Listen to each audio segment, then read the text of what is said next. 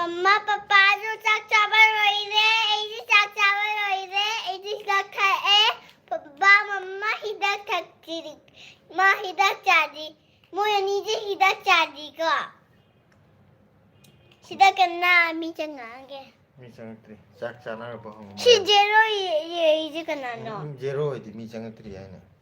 Ai sino 1 2 3 wa ka mi chang ka de. Adu di hai ro mi gon da kai jang chare ko.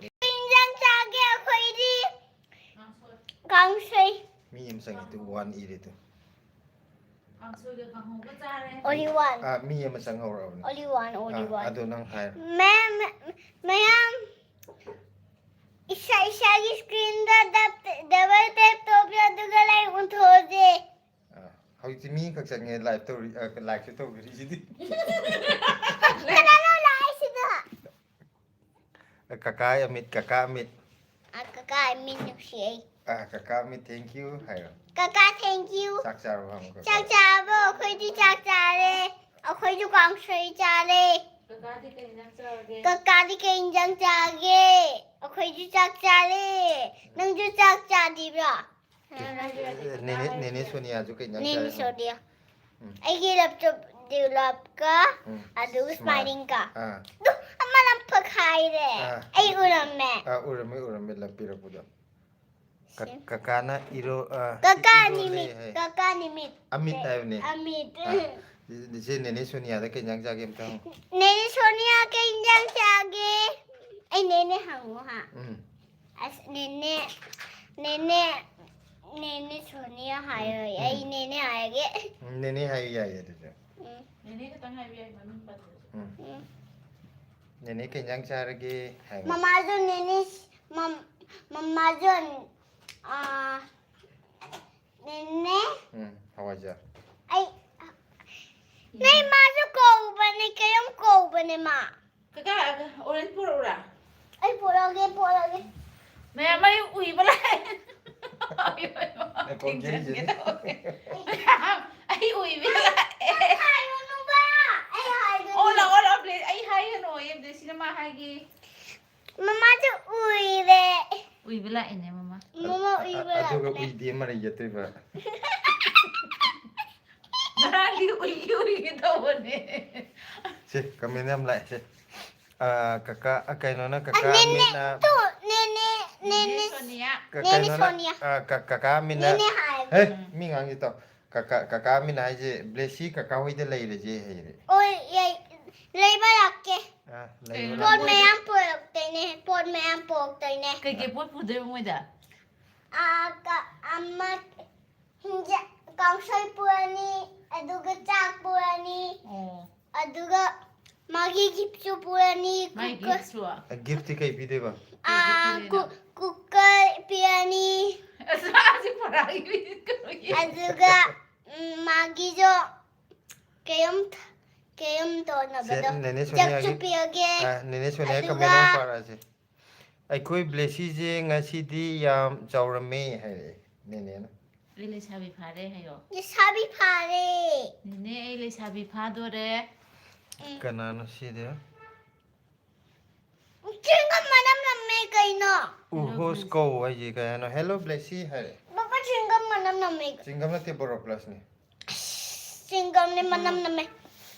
chinga manam namme asona me wari sana ro hello blessy hai re je ku hello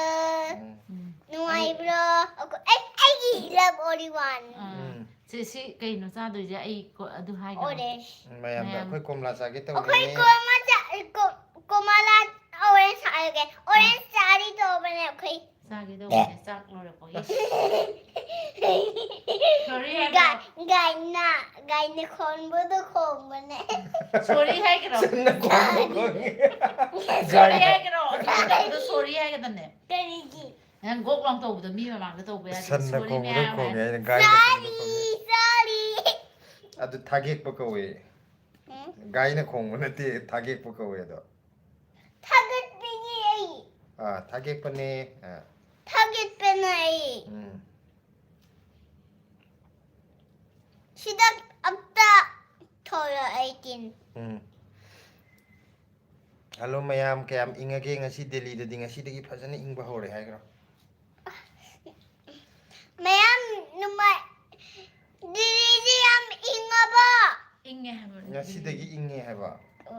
ꯃꯅꯤꯄꯨꯔꯗꯁꯨ ꯏꯪꯉꯕꯣ ꯍꯪꯉꯨ ꯃꯅꯤꯄꯨꯔꯗꯁꯨ ꯌꯥꯝ ꯏꯪꯉꯕꯣ ꯗꯦꯜꯂꯤꯗꯗꯤ ꯌꯥꯝ ꯏꯪꯉꯦ ꯗꯦꯜꯂꯤꯗꯁꯨ ꯌꯥꯝ ꯏꯪꯉꯦ ꯑꯩꯈꯣꯏꯒꯤꯁꯨ ꯌꯥꯝ ꯌꯨꯝꯗ ꯏꯪꯉꯦ ꯉꯁꯤꯅ ꯏꯍꯦꯟ ꯍꯦꯜꯂꯦ ꯑꯣꯟꯂꯥꯏꯟ ꯏꯪꯕ ꯀ꯭ꯂꯥꯁ ꯇꯧꯗꯣꯔꯦ ꯕ꯭ꯂꯦꯁꯤꯒꯤꯁꯨ ꯑꯩꯅ ꯆꯤꯡꯗꯗꯕꯩ ꯀꯃꯦꯟ ꯃꯌꯥꯝ ꯂꯩꯔꯝꯃꯦ ꯆꯤꯡꯈꯠꯂ ꯌꯦꯡꯉꯨꯗꯕꯗꯨꯗ ꯍꯥꯏꯌꯣ ꯑꯩꯒꯤꯁꯨ ꯍꯌꯦꯡꯗꯒꯤꯗꯤ ꯑꯣꯟꯂꯥꯏꯟ ꯀ꯭ꯂꯥꯁ ꯇꯧꯔꯅꯤ ꯍꯥꯏꯌꯣ ꯁꯦ ꯅꯦꯅꯦ ꯁꯣꯅꯤꯌꯥꯅ ꯍꯥꯏꯁꯦ ꯕ꯭ꯂꯦꯁꯤ ꯅꯦꯅꯦꯗꯤ ꯆꯥꯛ ꯆꯥꯗ꯭ꯔꯤꯌꯦ ꯅꯪꯗꯤ ꯀꯔꯤ ꯃꯊꯦꯜ ꯆꯥꯔꯒꯦ ꯍꯥꯏꯔꯛꯑꯦ ꯅꯦꯅꯦꯅ ꯀꯔꯤ ꯌꯦꯟꯖꯥꯡ ꯆꯥꯔꯒꯦ ꯀꯩ ꯏꯟꯖꯥꯡ ꯆꯥꯔꯒꯦ ꯀꯥꯡꯁꯣꯏ ꯀꯥꯡꯁꯣꯏ ꯆꯥꯔꯦ ꯅꯦꯅꯦ ꯅꯦꯅꯦ ꯀꯥꯡꯁꯣꯏ ꯆꯥꯔꯦ ꯑꯗꯨꯒ ꯀꯀꯥ ꯑꯃꯤꯠꯅ ꯇꯦꯔꯥꯗꯅꯤꯀꯣ ꯍꯥꯏ ꯇꯦꯔꯥꯗꯅꯦꯌꯦ ꯅꯪ ꯂꯥꯛꯇꯣꯏꯁꯦ ꯍꯣꯏ ꯍꯥꯏꯈꯔꯣ ꯍꯣꯏ ꯑꯩ ꯇꯦꯔꯥꯗ ꯂꯥꯛꯇꯣꯏꯅꯦ ꯑꯗꯨꯒ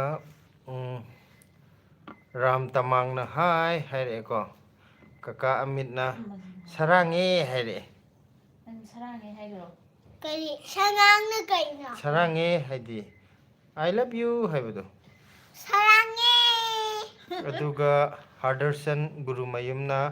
ꯍꯥꯏ ꯅꯨꯡꯁꯤꯕꯤ ꯍꯥꯏꯔꯛꯑꯦ ꯍꯥꯏ ꯅꯨꯡꯁꯤꯕꯤ ꯑꯗꯨꯒ ꯎꯍꯣꯁꯀꯧ ꯍꯥꯏ ꯃꯥꯅꯤꯀꯣ ꯗꯦꯜꯂꯤꯗ ꯂꯥꯛꯄꯗ ꯕ꯭ꯂꯦꯁꯤ ꯎꯅꯕ ꯂꯥꯛꯀꯦꯀꯣ ꯆꯣꯀ꯭ꯂꯦꯠ ꯂꯩꯔꯛꯇꯣꯏꯅꯦ ꯍꯥꯏꯔꯛꯑꯦ ꯑꯩꯒꯤ ꯆꯣꯀ꯭ꯂꯦꯠ ꯃꯌꯥꯝ ꯂꯩꯌꯦ ꯅꯨꯡꯁꯤꯕꯩ ꯁꯨꯝ ꯍꯥꯏꯔꯤꯅꯦ ꯂꯩꯔꯛꯀꯦꯅ ꯍꯣꯏ ꯑꯗꯨꯝ ꯍꯥꯏꯈ꯭ꯔꯣ ꯂꯩꯔꯛꯇꯁꯨ ꯂꯥꯛꯑꯁꯨ ꯍꯧꯕꯤ ꯌꯥꯏꯌꯣ ꯂꯩꯔꯛꯀꯦ ꯍꯥꯏꯕꯅꯦ ꯍꯧꯕꯤ ꯂꯩꯔꯛꯀꯦ ꯍꯥꯏꯕ ꯆꯣꯀ꯭ꯂꯦꯠ ꯅꯪ ꯀꯔꯤ ꯍꯧꯕꯤ ꯆꯥꯅꯤꯡꯒꯦ ꯆꯣꯀ꯭ꯂꯦꯠ ꯅꯠꯇꯕ ꯑꯃ ꯍꯥꯏꯈ꯭ꯔꯣ ꯑꯗꯨꯗꯤ ꯍꯥꯏꯈ꯭ꯔꯣ ꯖꯦꯔꯤ ꯖꯦꯂꯤ ꯆꯣꯀ꯭ꯂꯦꯠꯇꯤ ꯃꯥ ꯌꯥꯝ ꯂꯩꯌꯦ ꯃꯥ ꯍꯥꯏꯁꯦ ꯑꯝꯇ ꯁꯤꯈꯣ ꯑꯗꯨꯒ ꯅꯦꯅꯦ ꯁꯣꯅꯤꯌꯥꯒꯤ ꯃꯦꯁꯦꯖꯅ ꯉꯈꯣ ꯒꯥꯏ ꯑꯃ ꯈꯣꯡꯈ꯭ꯔꯦ ꯀꯣ ꯑꯩꯈꯣꯏ ꯕ꯭ꯂꯦꯁꯤꯅ ꯍꯥꯏ ꯑꯗꯨ ꯅꯪ ꯒꯥꯏ ꯈꯣꯡꯕ ꯃꯥꯜꯂꯦ ꯍꯥꯏꯕꯗꯣ ꯒꯥꯏ ꯅꯪꯅ ꯑꯃ ꯈꯣꯡꯈ꯭ꯔꯦꯌꯦ ꯑꯝꯇ ꯍꯥꯏꯈ꯭ꯔꯣ ꯈꯣꯡꯕ꯭ꯔꯥ ꯈꯣꯡꯗꯕ꯭ꯔꯥꯅ ꯁꯤꯅ ꯄꯤꯈꯣꯡꯕ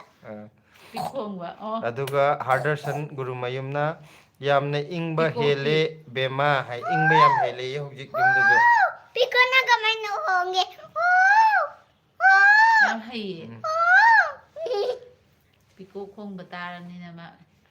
ꯑꯗꯨꯒ ꯃꯩꯇꯦꯟ ꯅꯤꯡꯊꯧꯖꯝ ꯕꯇꯪꯅ ꯀꯃꯥꯏꯅ ꯈꯣꯡꯒꯦ ꯀ꯭ꯋꯥꯛ ꯀ꯭ꯋꯥꯛ ꯀ꯭ꯋꯥꯛ ꯁꯦ ꯃꯩꯇꯦꯟ ꯅꯤꯡꯊꯧꯖꯝꯅ ꯆꯥꯛ ꯆꯥꯔꯕꯣ ꯆꯥꯔꯦ ꯍꯥꯏꯔꯦ ꯆꯥꯔꯦ ꯐꯖꯅ ꯍꯥꯏꯔꯗꯤ ꯆꯥꯔꯦ ꯀꯔꯤ ꯌꯦꯟꯖꯥꯡ ꯆꯥꯔꯦ ꯆꯥꯔꯦ ꯑꯗꯨꯝ ꯀꯥꯡꯁꯣꯏ ꯃꯌꯥꯝꯗꯤ ꯀꯔꯤ ꯀꯔꯤ ꯌꯦꯟꯖꯥꯡ ꯆꯥꯕꯤꯔꯒꯦ ꯃꯌꯥꯝꯗꯤ ꯍꯪꯉꯣ ꯃꯌꯥꯝꯒꯤ ꯏꯟꯖꯥꯡ ꯆꯥꯔꯒꯦ ꯃꯤꯅꯅꯦ ꯆꯥꯛ ꯆꯥꯔꯕ꯭ꯔꯥ ꯍꯪꯗꯤ ꯆꯥꯔꯦ ꯃꯌꯥꯝꯗꯤ ꯀꯩ ꯏꯟꯖꯥꯡ ꯆꯥꯔꯒꯦꯅ ꯍꯪꯒꯗꯕ ꯑꯩ ꯉꯁꯥꯏ ꯅꯪꯈ꯭ꯔꯕꯅꯦ ꯅꯠꯇꯦ ꯑꯗꯨ ꯃꯤ ꯑꯅꯧ ꯑꯇꯣꯞꯄꯅ ꯑꯅꯧꯕ ꯑꯃꯨꯛ ꯃꯌꯥꯝ ꯂꯥꯛꯏꯅꯦ ꯃꯤ ꯍꯪꯉꯛꯏꯗꯨꯗꯤ ꯑꯃꯇꯪ ꯂꯥꯛꯄ ꯅꯠꯇꯤꯌꯦ ꯍꯧꯖꯤꯛ ꯃꯤ 31 ꯀꯅꯥꯒꯤ ꯕꯇꯔꯐ꯭ꯂꯥꯏ ꯄꯤꯔꯛꯄꯅꯣ ꯕ꯭ꯂꯦꯁꯤꯒꯤ ꯄꯤꯔꯛꯏꯅꯦ ꯕ꯭ꯂꯦꯁꯤ ꯅꯠꯇꯦ ꯃꯥꯒꯤꯗꯤ ꯃꯁꯥꯒꯤꯅꯦ ꯀꯩꯅꯣꯅꯤ ꯇꯤꯆꯤꯡ ꯆꯦꯅꯦꯜ ꯍꯥꯏꯔꯣ ꯇꯤꯆꯤꯡ ꯍꯥꯏꯗꯣ ꯑꯥꯏ ꯂꯚ ꯌꯨ ꯍꯥꯏꯔꯛꯑꯦ ꯑꯗꯨꯒ ꯃꯩꯇꯦꯟꯅ ꯃꯥꯗꯤ ꯆꯤꯛꯀꯟ ꯆꯥꯔꯦ ꯍꯥꯏꯔꯛꯑꯦ ꯍꯥꯎꯅꯤ ꯆꯤꯛꯀꯟ ꯍꯥꯏꯔꯣ ꯆꯥꯏꯌꯦ ꯍꯥꯎꯅꯤ ꯍꯥꯎꯅꯤꯌꯦ ꯑꯩꯈꯣꯏꯁꯨ ꯍꯥꯎꯋꯦ ꯍꯥꯏꯌꯦ ꯅꯪꯁꯨ ꯍꯥꯎꯋꯤꯗꯨꯗꯤ ꯈꯖꯤꯡ ꯑꯆꯧꯕ ꯆꯥꯏꯗꯨꯗꯤꯅ ꯃꯃꯥ ꯁꯦꯠꯀꯦ ꯊꯣꯏꯊꯣꯏꯅ ꯇꯥꯏꯒꯔ ꯄ꯭ꯔꯣꯟ ꯆꯥꯏꯌꯦ ꯍꯥꯏꯌꯣ ꯇꯥꯏꯒꯔ ꯕꯣꯟ ꯈꯖꯤꯡ ꯑꯆꯧꯕꯗꯣ ꯄꯄꯥ ꯁꯤ ꯑꯩꯒꯤ ꯑꯣꯏꯔꯒꯦ ꯑꯗꯨꯒ ꯅꯦꯅꯦ ꯁꯣꯅꯤꯌꯥꯅ ꯏꯔꯛꯏꯁꯦ ꯃꯆꯤꯟ ꯃꯆꯥꯁꯤ ꯌꯥꯝ ꯅꯨꯡꯁꯤꯌꯦ ꯕ꯭ꯂꯦꯁꯤ ꯄꯦꯇ꯭ꯔꯣꯡ ꯄꯦꯇ꯭ꯔꯣꯡ ꯉꯥꯡꯉꯤꯁꯦ ꯀꯩꯒꯤꯅꯣ ꯑꯃꯇꯪ ꯄꯤꯗꯦ ꯁꯤ ꯃꯌꯥꯝ ꯑꯃꯁꯤꯅ ꯄꯤꯌꯣ ꯅꯪꯒꯤꯅꯦ ꯅꯪ ꯌꯥꯝ ꯆꯥꯕ ꯌꯥꯗꯦ ꯅꯨꯡꯗꯥꯡꯗ ꯄꯄꯥꯅ ꯆꯥꯒꯗꯧꯅꯤ ꯑꯗꯨꯗꯤ ꯅꯪ ꯑꯍꯤꯡꯗ ꯑꯃꯨꯛ ꯀꯞꯆꯔꯛꯀꯅꯤ ꯄꯨꯛ ꯅꯥꯖꯔꯛꯀꯅꯤ ꯄꯤꯔꯛꯑꯣ ꯄꯄꯥ ꯁꯦꯟꯗꯜ ꯅꯪ ꯑꯣꯏꯗꯤ ꯃꯊꯤꯕꯣꯡ ꯃꯔꯤ ꯂꯣꯏ ꯊꯣꯛꯂꯛꯑꯅꯤ ꯅꯪ ꯑꯃꯗꯨ ꯆꯥꯔ ꯌꯥꯔꯦ ꯄꯨꯛ ꯅꯥꯖꯔꯛꯀꯅꯤ ꯑꯅꯤ ꯄꯤꯌꯣ ꯌꯥꯔꯦ ꯑꯩ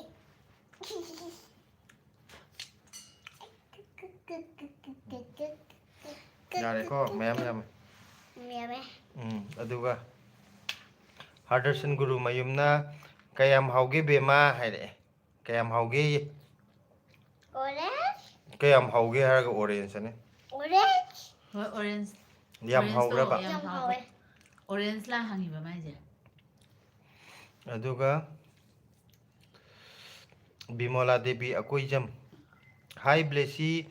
ꯕꯣꯕꯣꯛꯅ ꯁ꯭ꯀꯨꯜ ꯆꯠꯄ ꯌꯦꯡꯉꯦ ꯍꯥꯏꯅ ꯀꯃꯦꯟ ꯄꯤꯈꯤꯕꯗꯨ ꯎꯗ꯭ꯔꯕꯣ ꯍꯥꯏ ꯎꯗꯦ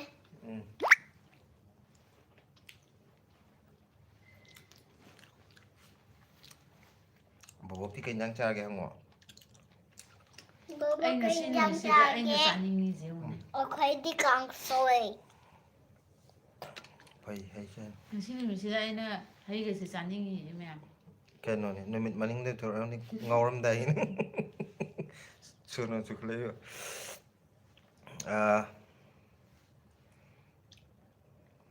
ꯕ꯭ꯔꯣꯖꯦꯟꯗ꯭ꯔꯣ ꯅꯥꯎꯔꯦꯝꯅ ꯍꯥꯏ ꯍꯥꯏꯔꯛꯑꯦꯀꯣ ꯍꯥꯏ ꯑꯗꯨꯈ꯭ꯔꯣ ꯍꯥꯏ ꯑꯗꯨꯒ ꯀꯀꯥ ꯑꯃꯤꯠꯅ ꯕ꯭ꯂꯦꯁꯤ ꯀꯀꯥ ꯍꯣꯏꯗ ꯂꯩꯔꯁꯦ ꯍꯥꯏꯔꯛꯑꯦ ꯑꯃꯨꯛꯁꯨ ꯍꯣꯏ ꯍꯥꯏꯌꯣ ꯑꯗꯨꯒ ꯍꯥꯔꯗꯔꯁꯟ ꯒꯨꯔꯨꯃꯌꯨꯝꯅ ꯃꯔꯛ ꯃꯔꯛꯇ ꯂꯥꯛꯀꯦ ꯍꯥꯏꯌꯣ ꯕꯦꯝꯃ ꯂꯥꯛꯀꯦ ꯀꯩꯅꯣꯅ ꯍꯥꯔꯗꯔꯁꯟꯅ ꯕꯦꯝꯃ ꯀꯣꯝꯂꯥꯗꯣ ꯁꯤꯟꯗ꯭ꯔꯣ ꯍꯪꯉꯦ ꯁꯤꯟꯗꯦ ꯌꯥꯝ ꯊꯨꯝꯃꯦ ꯌꯥꯝ ꯍꯥꯏꯈ꯭ꯔꯣ ꯊꯨꯝꯃꯦ ꯍꯥꯎꯋꯦ ꯌꯥꯝ ꯊꯨꯝꯃꯦ ꯍꯥꯎꯋꯦ ꯊꯨꯝꯃꯁꯨ ꯌꯥꯝ ꯍꯥꯎꯋꯦ ꯕ꯭ꯂꯦꯁꯤꯒꯤ ꯃꯃꯥꯅ ꯍꯩ ꯆꯥꯔꯛꯑꯕ ꯍꯩ ꯑꯁꯦ ꯆꯤꯅꯤꯗꯧ ꯊꯨꯝꯃꯝꯃꯗꯧꯅꯤ ꯁꯤ ꯈꯤꯇꯪꯗꯤ ꯁꯤꯜꯂꯤ ꯀꯩꯅꯣ ꯑꯗꯣ ꯉꯁꯤꯁꯦ ꯌꯥꯝ ꯆꯥꯅꯤꯡꯕ ꯄꯣꯛꯑꯦ ꯍꯥꯏꯕ ꯀꯀꯥ ꯑꯃꯤꯠꯅ ꯊꯔꯣꯏ ꯀꯣꯝꯂꯥꯁꯨ ꯑꯗꯨꯝ ꯆꯥꯒꯅꯤ ꯄꯤꯖꯅꯤ ꯊꯔꯣꯏ ꯊꯣꯡꯕ ꯄꯤꯖꯅꯤꯌꯦ ꯀꯀꯥꯅ ꯀꯀꯥ ꯍꯣꯏꯗ ꯀꯣꯏꯔꯛꯄꯗꯅꯦ ꯅꯪ ꯂꯧꯕꯨꯛ ꯊꯔꯣꯏ ꯊꯣꯡꯉ ꯄꯤꯖꯗꯣꯏꯅꯤ ꯍꯥꯏꯔꯛꯑꯦ ꯀꯅꯥꯗ ꯀꯀꯥ ꯍꯣꯏꯗ ꯅꯪꯉꯣꯟꯗ ꯄꯤꯖꯗꯣꯏꯕ ꯑꯗꯨ ꯊꯦꯡꯀ꯭ꯌꯨ ꯍꯥꯏꯗꯣꯛꯈ꯭ꯔꯣ ꯅꯪ ꯑꯩꯒꯤ ꯄꯤꯖꯔꯣꯏ ꯍꯥ ꯍꯪꯉꯣ ꯃꯃꯥꯒ ꯑꯗꯨ ꯄꯄꯥꯒꯗꯤ ꯄꯤꯖꯔꯣꯏꯗ꯭ꯔꯥ ꯍꯪꯉꯣ ꯅꯪꯅ ꯀꯀꯥꯅ ꯀꯀꯥ ꯃꯃꯥ ꯄꯄꯥꯗ ꯄꯤꯖꯔꯣꯏ ꯍꯥ ꯄꯤꯖꯔꯣꯏꯗ꯭ꯔꯣ ꯍꯪꯒꯗꯕ ꯄꯤꯖꯔꯣꯏꯗ ꯕꯦꯝꯕꯦꯝ ꯑꯊꯣꯛꯄꯝ ꯕ꯭ꯂꯦꯁꯤ ꯅꯣꯏꯒꯤ ꯂꯥꯏꯚ ꯌꯥꯝ ꯊꯥꯏ ꯑꯗꯣ ꯑꯩꯗꯤ ꯂꯥꯏꯚ ꯊꯥꯕ ꯌꯥꯝ ꯄꯥꯝꯃꯤ ꯍꯥꯏꯔꯛꯑꯦꯀꯣ ꯄꯥꯝꯃꯗꯤ ꯊꯥꯔꯛꯑꯒꯦ ꯑꯗꯩ ꯁꯤꯁꯦ ꯍꯨꯃꯥꯡ ꯌꯥꯝ ꯁꯧꯒꯜꯂꯦ ꯍꯥꯏꯕ ꯃꯥ ꯍꯧꯖꯤꯛꯁꯨ ꯍꯨꯃꯥꯡ ꯂꯨꯞꯄꯤꯖꯦꯉꯣ ꯑꯩꯅ ꯊꯣꯏꯅꯀꯤ ꯖꯦꯀꯦꯠꯁꯦ ꯂꯤꯠꯍꯜꯂꯕꯅꯤ ꯁꯧꯔꯁꯨ ꯌꯥꯝꯅ ꯁꯤ ꯍꯥꯡꯗꯣꯛꯑꯒ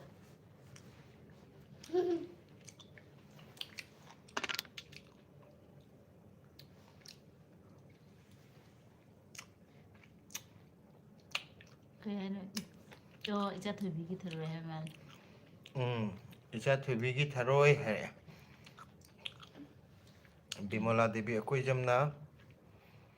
ꯗꯁ ꯀꯨꯁ ꯊꯣꯡꯕ ꯆꯥꯗꯣꯏꯅꯦ ꯀꯔꯤ ꯁ꯭ꯀꯨꯜꯗ ꯇꯝꯒꯦ ꯍꯥꯏꯔꯛꯑꯦ ꯍꯥꯎꯅꯤꯌꯦ ꯁ꯭ꯀꯨꯜ ꯍꯥꯟꯅ ꯃꯃꯤꯡ ꯍꯥꯏꯒꯔꯣ ꯕꯁ ꯁ꯭ꯀꯨꯜ ꯅꯠꯇꯦꯗ ꯁ꯭ꯀꯨꯜ ꯃꯃꯤꯡ ꯑꯣꯏꯅ ꯍꯥꯏꯌꯨ ꯁ꯭ꯀꯨꯜ ꯕꯁꯇꯨꯗꯤ ꯁ꯭ꯀꯨꯜ ꯈꯨꯗꯤꯡꯒꯤ ꯂꯣꯏ ꯕꯁ ꯂꯩ ꯅꯪꯒꯤ ꯁ꯭ꯀꯨꯜ ꯃꯃꯤꯡꯗꯣ ꯀꯩ ꯀꯧꯒꯦ ꯑꯗꯨꯈꯛꯇꯪ ꯀꯧꯕ꯭ꯔꯣ ꯑꯩ ꯆꯟꯆꯟ ꯍꯥꯏꯒꯦ ꯑꯇꯩ ꯂꯣꯏꯅꯃꯛ ꯍꯥꯏꯈ꯭ꯔꯣ ꯃꯤꯅ ꯐꯖꯅ ꯁꯛ ꯌꯥꯝ ꯀꯥꯛꯑꯦ ꯍꯥꯏꯔꯛꯑꯅꯤ ꯅꯠꯇꯆꯟ ꯑꯥꯔꯤꯌꯥ ꯄꯥꯕ꯭ꯂꯤꯛ ꯁ꯭ꯀꯨꯜ ꯑꯣ ꯑꯗꯨꯃꯥꯏꯅ ꯍꯥꯏꯒꯗꯕꯅꯤ नूतन आर्य पब्लिक स्कूल अदुगा राजू शर्मा ब्लेसी कौन सा स्कूल में पढ़ती हो है स्कूल का नाम पूछ रहे हैं उनका है क्या स्कूल का नाम बताओ Ratanchand Arya public school Ratanchand Arya public school नोनी बला पेबमना आईदी थबक चटपदा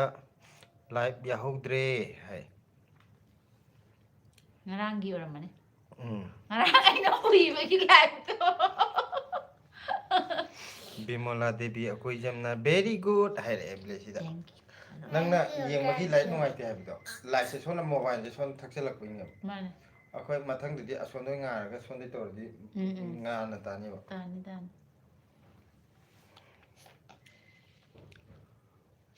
दुगा रेबिका नावरेमजु चंगबिरे कई एंजांग चागे हैरे कांशाई hawai thrak kangsoi chaye khajing kanghau ama ngaure सिना khajing खंगा khajing duna kanoni yenam akoigi mathaktagi lenbado sisina niyom chumni amuk mamjangare मासिगी ब्राइटनेस हम साइड यावरा लाइटिंग दिदरा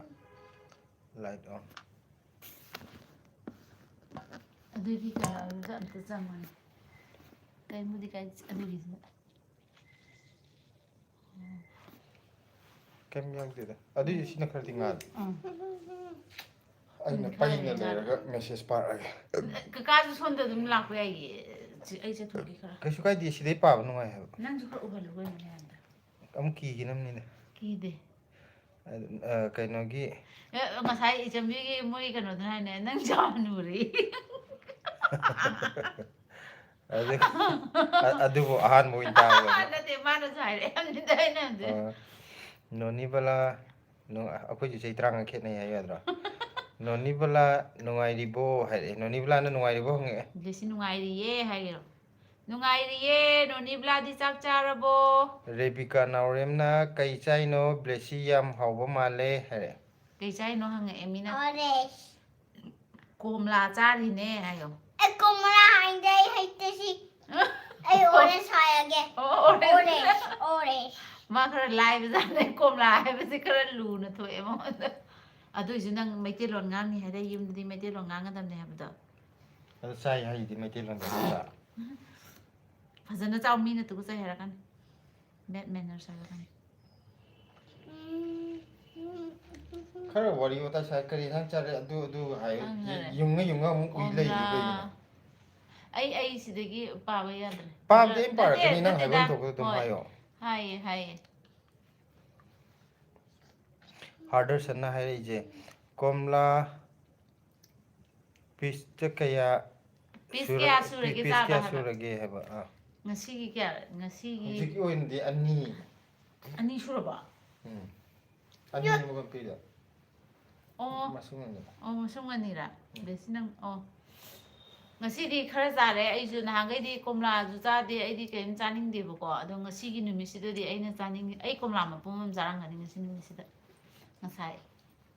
ꯍꯥꯏꯗꯤ ꯁꯨꯃꯥꯏꯅꯒ ꯍꯩ ꯆꯥꯕꯁꯦ ꯃꯌꯥꯝ ꯑꯩꯗꯤ ꯆꯥꯒꯟꯗꯦꯕ ꯍꯟꯗꯛꯇꯤ ꯆꯥꯔꯦ ꯖꯨꯛꯁꯦ ꯖꯨꯛ ꯑꯃ ꯑꯣꯟꯗꯣꯔꯦ ꯍꯥꯔꯗꯔ ꯁꯟꯗꯤ ꯃꯥꯗꯤ ꯀꯩ ꯏꯟꯖꯥꯡ ꯆꯥ ꯉꯁꯥꯏ ꯆꯤꯛꯀꯟ ꯆꯥꯏ ꯍꯥꯏꯕꯗꯨꯔꯥ ꯀꯣꯝꯂꯥ ꯄꯤꯁ ꯀꯌꯥ ꯆꯥꯔꯒꯦ ꯕ꯭ꯂꯦꯁꯤ ꯅꯪ ꯑꯝꯇ ꯍꯥꯏꯈ꯭ꯔꯣ ꯂꯞ ꯄꯤꯔꯦ ꯑꯗꯨ ꯂꯞ ꯄꯥꯏꯈ꯭ꯔꯦ ꯑꯅꯤ ꯍꯧꯖꯤꯛ ꯁꯨꯔꯦ ꯍꯥꯏꯌꯣ ꯑꯁ ꯎꯕ꯭ꯔꯥ ꯅꯪ ꯇꯨꯝꯅꯤꯡꯉꯕꯣ ꯃꯥꯗꯤ ꯇꯨꯝꯖꯁꯅꯨ ꯇꯨꯝꯅꯤꯡꯉꯁꯨ ꯊꯣꯏ ꯇꯨꯝꯍꯜꯂꯨꯔꯁꯤꯁꯦ ꯑꯗꯨꯒ ꯃꯃꯥ ꯄꯄꯥ ꯂꯥꯏꯚ ꯇꯧꯒꯦ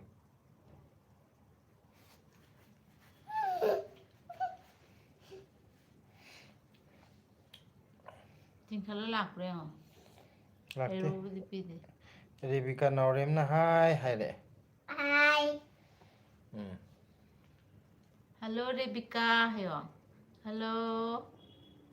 ꯔꯦꯕꯤꯀꯥ ꯑꯩꯅ ꯆꯥꯛ hello ꯆꯥꯔꯕꯣ ꯍꯥꯏꯈ꯭ꯔꯦ. ꯃꯌꯥꯝꯗꯤ ꯆꯥꯛ ꯀꯅꯥ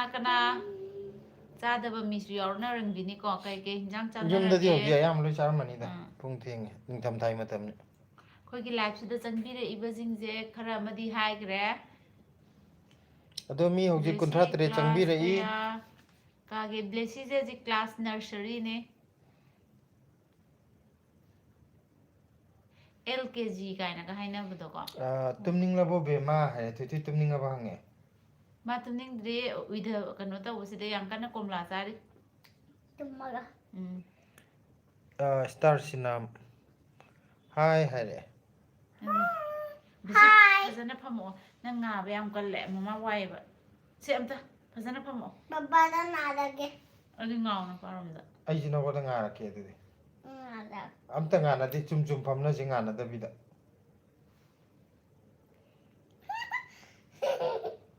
ꯃꯌꯥꯝ ꯍꯧꯖꯤꯛꯀꯥꯟꯁꯦ ꯌꯣꯡꯆꯥꯛ ꯃꯇꯝꯅꯤꯅ ꯍꯪꯒꯥꯝꯒ ꯌꯣꯡꯆꯥꯛ ꯁꯤꯡꯖꯨ ꯑꯃꯒ ꯃꯌꯥꯝ ꯍꯧꯖꯤꯛ ꯃꯅꯤꯄꯨꯔꯗ ꯌꯣꯡꯆꯥꯛꯁꯤ ꯀꯌꯥ ꯆꯥꯝꯃꯒꯤ ꯀꯌꯥꯒ ꯇꯧꯔꯤꯒꯦ ꯃꯅꯤꯄꯨꯔꯒꯤ ꯍꯤꯁꯥꯕ ꯄꯥꯔꯒ ꯑꯩꯈꯣꯏꯗꯤ ꯌꯣꯡꯆꯥꯛ ꯆꯥꯕ ꯆꯥꯗꯕꯁꯦ ꯆꯥꯝꯃ ꯀꯌꯥ ꯇꯧꯔꯒꯦ ꯍꯥꯏꯔꯒ ꯑꯣꯏꯅ ꯆꯥꯏꯌꯦꯕ ꯅꯠꯇ꯭ꯔꯒꯗꯤ ꯑꯃꯨꯛꯇꯪꯗꯤ ꯌꯣꯡꯆꯥꯛ ꯊꯣꯛꯑꯕ ꯂꯩꯔꯨꯒꯦ ꯊꯣꯛꯇ꯭ꯔꯤꯕ ꯇꯧꯅꯦ ꯀꯥꯏꯅ ꯍꯪꯗꯦ ꯑꯩꯈꯣꯏꯗꯤ ꯆꯥꯝꯃ ꯀꯌꯥ ꯇꯧꯔꯒꯦ ꯍꯥꯏꯅ ꯑꯗꯨꯒꯤ ꯃꯇꯨꯡ ꯏꯟꯅ ꯌꯣꯡꯆꯥꯛ ꯆꯥꯏ ꯃꯁꯤꯡ ꯑꯗꯨ ꯇꯧꯔꯦ ꯆꯥꯝꯃꯩ 10 ꯇꯧꯔꯦꯒ ꯍꯥꯏꯔꯗꯤ ꯌꯣꯡꯆꯥꯛ ꯈꯔ ꯆꯥꯏ ꯍꯧꯔꯛꯑꯅꯤ ꯃꯥꯅꯦ ꯆꯥꯝꯃꯒꯤ 6-7ꯀ ꯇꯧꯔꯛꯑꯗꯤ ꯑꯩꯈꯣꯏ ꯂꯩꯕ ꯌꯥꯔꯛꯑꯅꯤ ꯁꯤꯗꯒꯤ ꯅꯣꯡ ꯐꯥꯗꯣꯛ ꯇꯥꯡꯃꯜꯂꯗꯤ ꯆꯥꯕ ꯍꯥꯎꯇꯦꯕ ꯃꯌꯥꯝ ꯉꯁꯤꯁꯤꯕꯨ ꯀꯔꯤ ꯃꯊꯦꯜ ꯆꯥꯕꯤꯔꯒꯦ ꯃꯌꯥꯝꯁꯦ ꯅꯤꯡꯊꯝꯊꯥ ꯆꯪꯉꯛꯄꯁꯦ ꯏꯟꯖꯥꯡꯕꯨꯗꯤ ꯑꯊꯣꯡꯕ ꯑꯗꯨꯝ ꯍꯥꯎꯔꯝꯒꯅꯤꯀꯣ ꯍꯧꯖꯤꯛꯁꯦ ꯑꯗꯣ ꯑꯊꯣꯡꯕ ꯍꯥꯎꯔꯁꯨ ꯉꯥ ꯉꯥꯔꯦꯟꯒꯨꯝꯕ ꯌꯦꯟ ꯊꯣꯡꯗꯔ ꯆꯥꯕꯒꯨꯝꯕ ꯑꯗꯨꯒꯨꯝꯕꯅꯕꯨꯗꯤ ꯈꯔ ꯍꯦꯜꯂꯝꯒꯅꯤ ꯍꯥꯎꯔꯤꯁꯦ ꯑꯗꯨꯒꯨꯝꯕ ꯆꯥꯕ ꯐꯩꯗ ꯑꯗꯨꯏꯁꯨ ꯌꯣꯡꯆꯥꯛ ꯑꯃ ꯏꯔꯣꯜꯂꯒ ꯉꯥ ꯑꯃ ꯇꯥꯎꯔꯒꯗꯤ ꯌꯥꯏꯌꯦ ꯍꯪꯒꯥꯝ ꯑꯗꯨꯃꯥꯏꯅ ꯊꯣꯡꯉꯒ ꯇꯧꯕꯗꯣ ꯑꯩ ꯆꯥꯅꯤꯡꯗꯦ ꯑꯦꯁ ꯑꯩꯈꯣꯏꯗꯤ ꯑꯗꯨ ꯌꯥꯝ ꯍꯥꯎꯋꯦ ꯑꯗꯨꯒ ꯌꯣꯡꯆꯥꯛꯁꯤꯡꯁꯨ ꯀꯥꯡꯍꯧꯒꯨꯝꯕ ꯍꯪꯒꯥꯝꯒ ꯅꯠꯇꯦ ꯅꯪ ꯀꯥꯡꯉꯧꯗ ꯕꯦꯁꯤꯛ ꯆꯥꯅꯤꯡꯗꯦ ꯑꯩꯈꯣꯏꯗꯤ ꯉꯥ ꯇꯥꯎꯔ ꯑꯣꯏꯅ ꯆꯥꯖꯒꯦ ꯀꯥꯡꯍꯧ ꯕꯣꯔꯥ ꯑꯗꯨꯒꯨꯝꯕ ꯆꯥꯅꯤꯡꯗꯦ ꯉꯥ ꯑꯇꯥꯎꯕꯗꯣ ꯑꯩꯈꯣꯏꯗꯤ ꯉꯥ ꯑꯇꯥꯎꯕ ꯑꯣꯏꯅ ꯆꯥꯖꯒꯦ ꯀꯥꯡꯉꯧ ꯕꯣꯔꯥ ꯆꯥꯕꯨꯗꯤ ꯆꯥꯗꯣꯏ ꯆꯥꯏ ꯁꯔꯨꯛꯄꯨꯗꯤ ꯑꯗꯨꯗꯤ ꯑꯩꯈꯣꯏꯗꯤ ꯀꯥꯡꯉꯧ ꯕꯣꯔꯥ ꯆꯥꯗꯣꯏ ꯁꯔꯨꯛꯄꯨꯗꯤ ꯉꯥ ꯑꯇꯥꯎꯕ ꯑꯣꯏꯅ ꯆꯥꯖꯒꯦ ꯑꯗꯩ ꯉꯥ ꯑꯇꯥꯎꯕꯁꯤꯁꯨꯀꯣ ꯅꯨꯃꯤꯠꯇꯨꯗ ꯇꯥꯎꯕꯗꯤ ꯑꯃꯨꯛ ꯆꯥꯅꯤꯡꯉꯤꯕ Sisi ꯅꯤꯅꯤꯒ tange. ꯁꯨꯈ꯭ꯔꯗꯤ ꯑꯃꯨꯛ Sisi ꯆꯥꯅꯤꯡꯗꯦꯕ tange. ꯑꯩꯈꯣꯏꯗꯤ ꯈꯨꯗꯛ Sisi ꯈꯨꯗꯛꯇ tange. ꯇꯥꯎꯔꯒ Sisi. Taurus, Taurus. Ata na yun. Kago na hugol. So, how will I like? Yung konti tega. Nakuta hamduro ko, diba? Papa, may basket nga. Hanggang sari, hanggang sabon. Ay, mayekse blur chatle kan ay jiglay ba mapasida tawraga.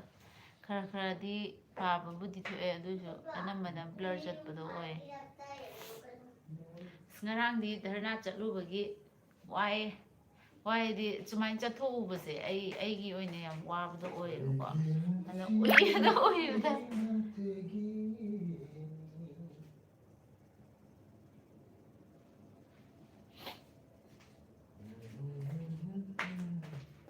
Ising idhar mo ito.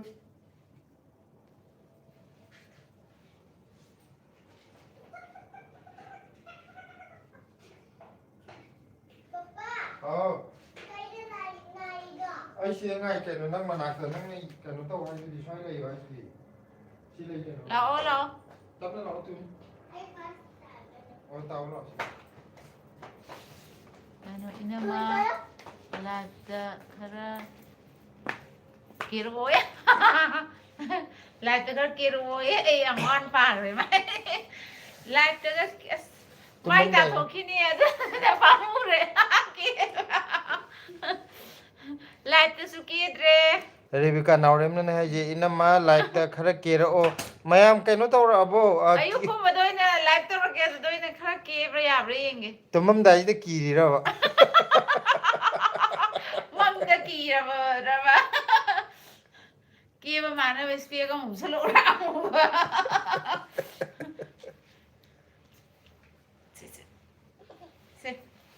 aduga star sinamna hangam chare hai star sinam de Makada.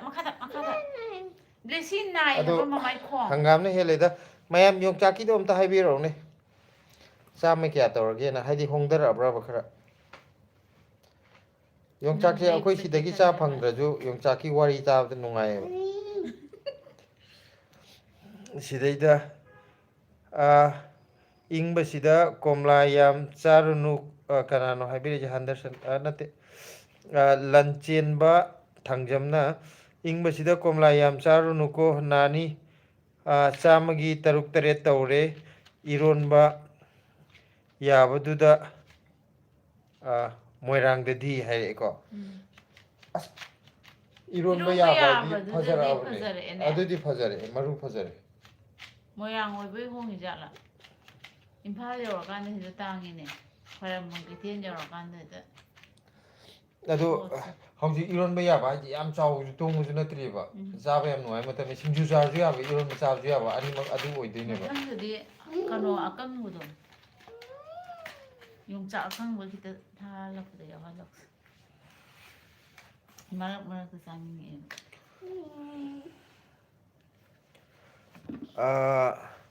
kaino na hadarsan na bema kari amuk porakli no haire ai porai noi Color bu sanana ba don na pore blesi ai pam de su. aduga santosh khetri mayumna kai mathel charage yamba haire kari mathel chare sila hai gro Yam ba da hang ba ne che na khumdro ba ai hai. di site lai ni Ngasi je kang hawai cha kang soi dore adu duga khajing kang hawam ngore yenam ga doraga. Ado khajing do fresh di phangde ba ko. Phangde di akoina chatpa numitu da yauram dre adu duna more gi kaina ga haina ba do akang ba. khajing akang ma hairo Khajing akang ba do ting thoga. si more gi na ti li lai Yum ron da di more gi ni. por po sitra di more gi ne hai loi sile do bi bam nong thongam de ananda abenau ni chak chana rabo blesi haire Chak chara wa e blesi. Chare. che yai ni che yai Color ba. santosh khetri mayumna Drink. hai haire che yai ne ko ri je chak chana rabo ngai da Chak chara bra am ta hai am ta phajana. Chare. Chare che di chak chara bra na hang. kaino di tung rabo hango kariba angang pam sa do Mai ma ming do ko ba lamyan nte. longan ba hebra Lamngan ba hai bro. Lamngan ban unnati da. angang pam sa di maming du ka ore ni Kau thongam ba Thongam ba. Amma wa le color bi ma. ꯊꯣꯡꯉꯝꯕꯗꯤ ꯇꯨꯝꯈ꯭ꯔꯕꯣ ꯑꯗꯨꯒ ꯀꯩꯅꯣꯅ ꯁꯤ ꯁꯥꯟꯅꯄꯣꯠ ꯅꯠꯇꯦꯀꯣ ꯀꯀꯥ ꯃꯣꯏ ꯃꯦꯝꯗ ꯐꯣꯟꯗ ꯇꯧꯒꯦ ꯔꯥꯈꯤ ꯃꯦꯝꯗ ꯀꯩꯅꯣ ꯅꯨꯡꯗꯥꯡ ꯇꯨꯝꯃꯝꯗꯥꯏꯗ ꯕꯦꯠ ꯃꯦꯅꯔꯁ ꯌꯥꯝ ꯇꯧꯔꯦꯕ ꯀꯂꯔꯗꯕꯨ ꯁꯥꯟꯅꯒꯦ ꯍꯥꯏ ꯀꯔꯥꯏꯅꯣ ꯐꯣꯟꯗꯣ ꯄꯤꯔꯛꯑꯣ ꯁꯦ ꯐꯣꯟ ꯇꯧꯁꯜ ꯀꯔꯣꯝꯗ ꯂꯩꯈꯤꯒꯦ ꯐꯣꯟ ꯑꯃꯗꯨꯗꯤ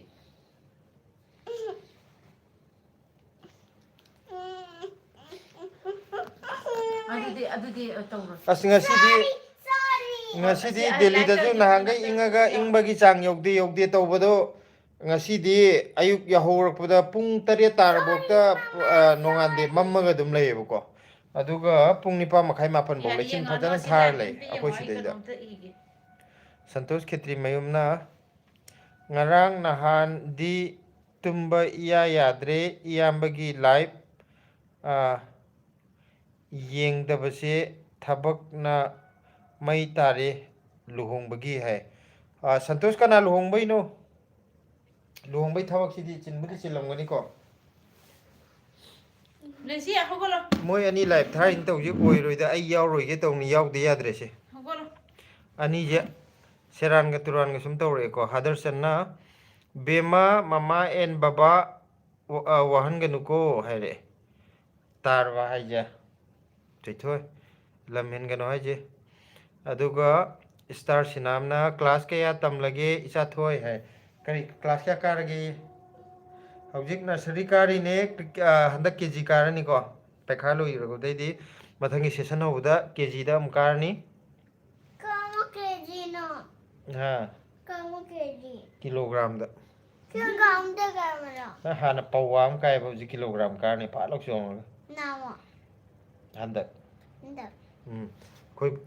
ꯄꯣꯠ ꯆꯩ ꯂꯩꯕꯗ KG ꯑꯃ ꯄꯤꯔꯛꯎꯒ ꯍꯥꯏꯗ꯭ꯔꯥ ꯑꯗꯨꯃꯥꯏꯅ ꯊꯣꯏꯊꯣꯏ ꯑꯗꯨ KGꯗ ꯑꯃ ꯇꯝꯕꯅꯤ ꯄ꯭ꯔꯤꯌꯥꯡꯀꯥꯅ ꯍꯥꯏꯔꯛꯑꯦꯀꯣ ꯑꯗꯨꯒ ꯁꯨꯅꯤꯇꯥ ꯐꯣꯟꯗꯣ ꯂꯥꯏꯁ꯭ꯔꯝꯅ ꯐꯣꯟꯗꯣ ꯕ꯭ꯂꯦꯁꯤ ꯆꯥꯛ ꯆꯥꯔꯕꯣ ꯍꯪꯉꯦ ꯕ꯭ꯂꯦꯁꯤ ꯆꯥꯛ ꯆꯥꯔꯕꯣ ꯍꯥꯏꯔꯛꯑꯦ ꯀꯔꯤ ꯌꯦꯟꯖꯥꯡ ꯆꯥꯔꯒꯦ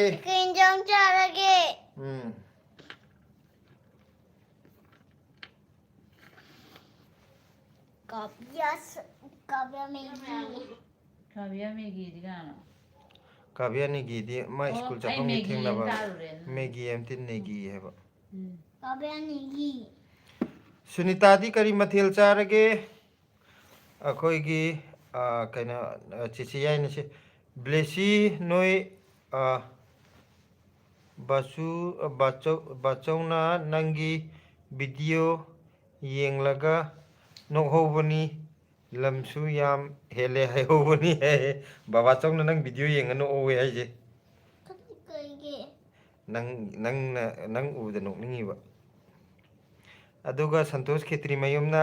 ꯑꯩꯒꯤ ꯔꯤꯄ꯭ꯂꯥꯏ ꯄꯤꯔꯝꯗ꯭ꯔꯦ ꯏꯌꯥꯝꯕ ꯍꯥꯏ ꯑꯩ ꯁꯟꯇꯣꯁꯀꯤ ꯀꯔꯝꯕ ꯃꯦꯁꯦꯖ ꯀꯥꯜꯍꯧꯒꯦ ꯑꯝꯇ ꯌꯦꯡꯒꯦꯀꯣ ꯑꯗꯨꯗꯔꯣ ꯉꯔꯥꯡ ꯅꯍꯥꯟꯗꯤ ꯇꯨꯝꯕ ꯏꯌꯥ ꯌꯥꯗꯦ ꯁꯤꯒꯤꯗꯤ ꯑꯩ ꯄꯥꯈꯤꯗꯣꯏꯅꯦ ꯍꯧꯖꯤꯛ ꯊꯕꯛꯅ ꯃꯩ ꯇꯥꯔꯦ ꯑꯩꯅꯁꯨ ꯍꯪꯈꯤꯕꯗꯨ ꯂꯨꯍꯣꯡꯕ ꯀꯅꯥꯒꯤꯅꯣ ꯍꯥꯏꯕꯗꯣ ꯍꯥꯏꯗꯤ ꯂꯨꯍꯣꯡꯕꯒꯤ ꯊꯕꯛ ꯌꯥꯝ ꯆꯤꯜꯂꯦ ꯍꯥꯏꯕꯁꯦ ꯀꯅꯥꯒꯤꯅꯣ ꯌꯨꯝꯒꯤ ꯃꯤꯗꯤ ꯑꯣꯏꯔꯝꯃꯅꯤꯀꯣ ꯏꯁꯥꯒꯤꯔ ꯅꯠꯇ꯭ꯔꯒ ꯑꯇꯣꯞꯄꯒꯤꯔ ꯖꯣꯏꯆꯟꯗ꯭ꯔ ꯁꯦꯟꯖꯝꯅ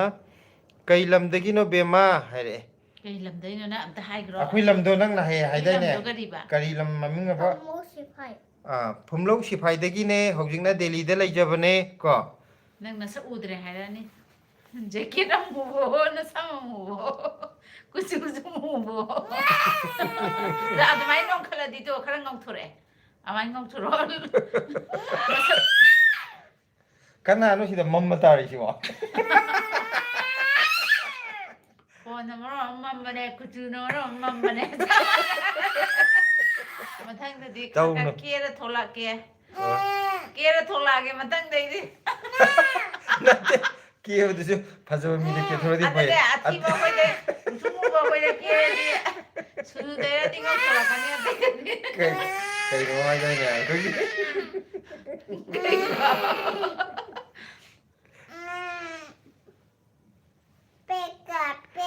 ꯑꯗꯨꯒ ꯅꯤꯛ ꯁꯤꯡ ꯍꯥꯏꯔꯛꯑꯦꯀꯣ blessy Delhiga Manipurga karambana nungaige leiba Manipurdagi Manipurdadi chatningdro hai Manipurda chatningdrai boboi manak chatningdro Này. kaiga nang Manipur chatningdro Cái gì? Airplane doing đấy. aeroplane tongingde kizai Chanta. Anh cô nào vậy? ko ngawe aeroplane tongba ko ngawe blessy je Mama nói đấy. mama na haya mama ro nang lo ngauri jibo Khuyên Mama blessy. mama ga blessy ga flop chale ko Blessy di ngau da bali da mama di ngau we. aduga user keno je yukta do ngani a blessy kari ensang charge haide kangsoi chare haigro santosh khetri mayumna khuman khuman karam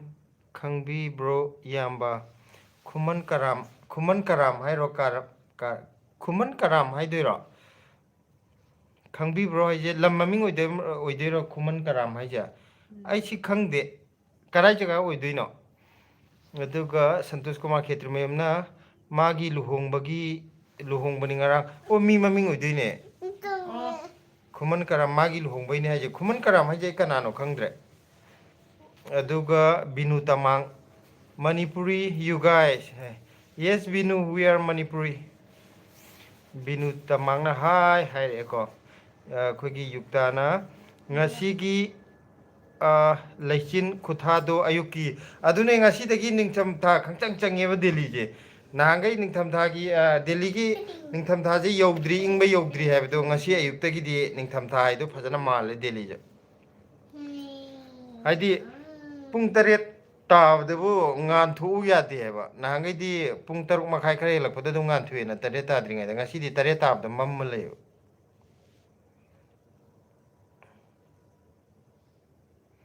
binu tamang thangal tribe haire ko aduga yukta gina silase ngasi di khara fresh oina uiye uida harakwa ma ngara gidu uiba nate ko ma kaino da phalang da ngaraga mamit to makha da yeng badu uiba man mani mayam uigi da une aseng bai ngarang yang wai ai. darna salu badu da ma uide na mare dum yelaga Nade uidi yang uidi ngaga omsu uida uiri habra. nate akhogi kabak tumbagi nang tum miraga haibda yam saurpam lai jani tumde amari yet bado adu ni ma ngarang to ido taseng na mi je tungram phamne ko uiri tumba lai bje asnang tumma boga haibda ui tumde na mari yela saune ba adugi phibam du ngarang silana oiri De man di arong sosbe ne man oiri isina si. joy chandra senjamna hi haire ko binu tamang are you Tangkul tribe no we are Manipur Maitai akhoi kaino na yukta na adune aidi lachin thabase sor bulle mane lachin thamala ju tawong khangdam ado akhoi yumlak oibe khara jong phari ne ko gurgaon rom chapagi adagi noida rom chapagi lamhang do adudaga oiradi awen tharam doine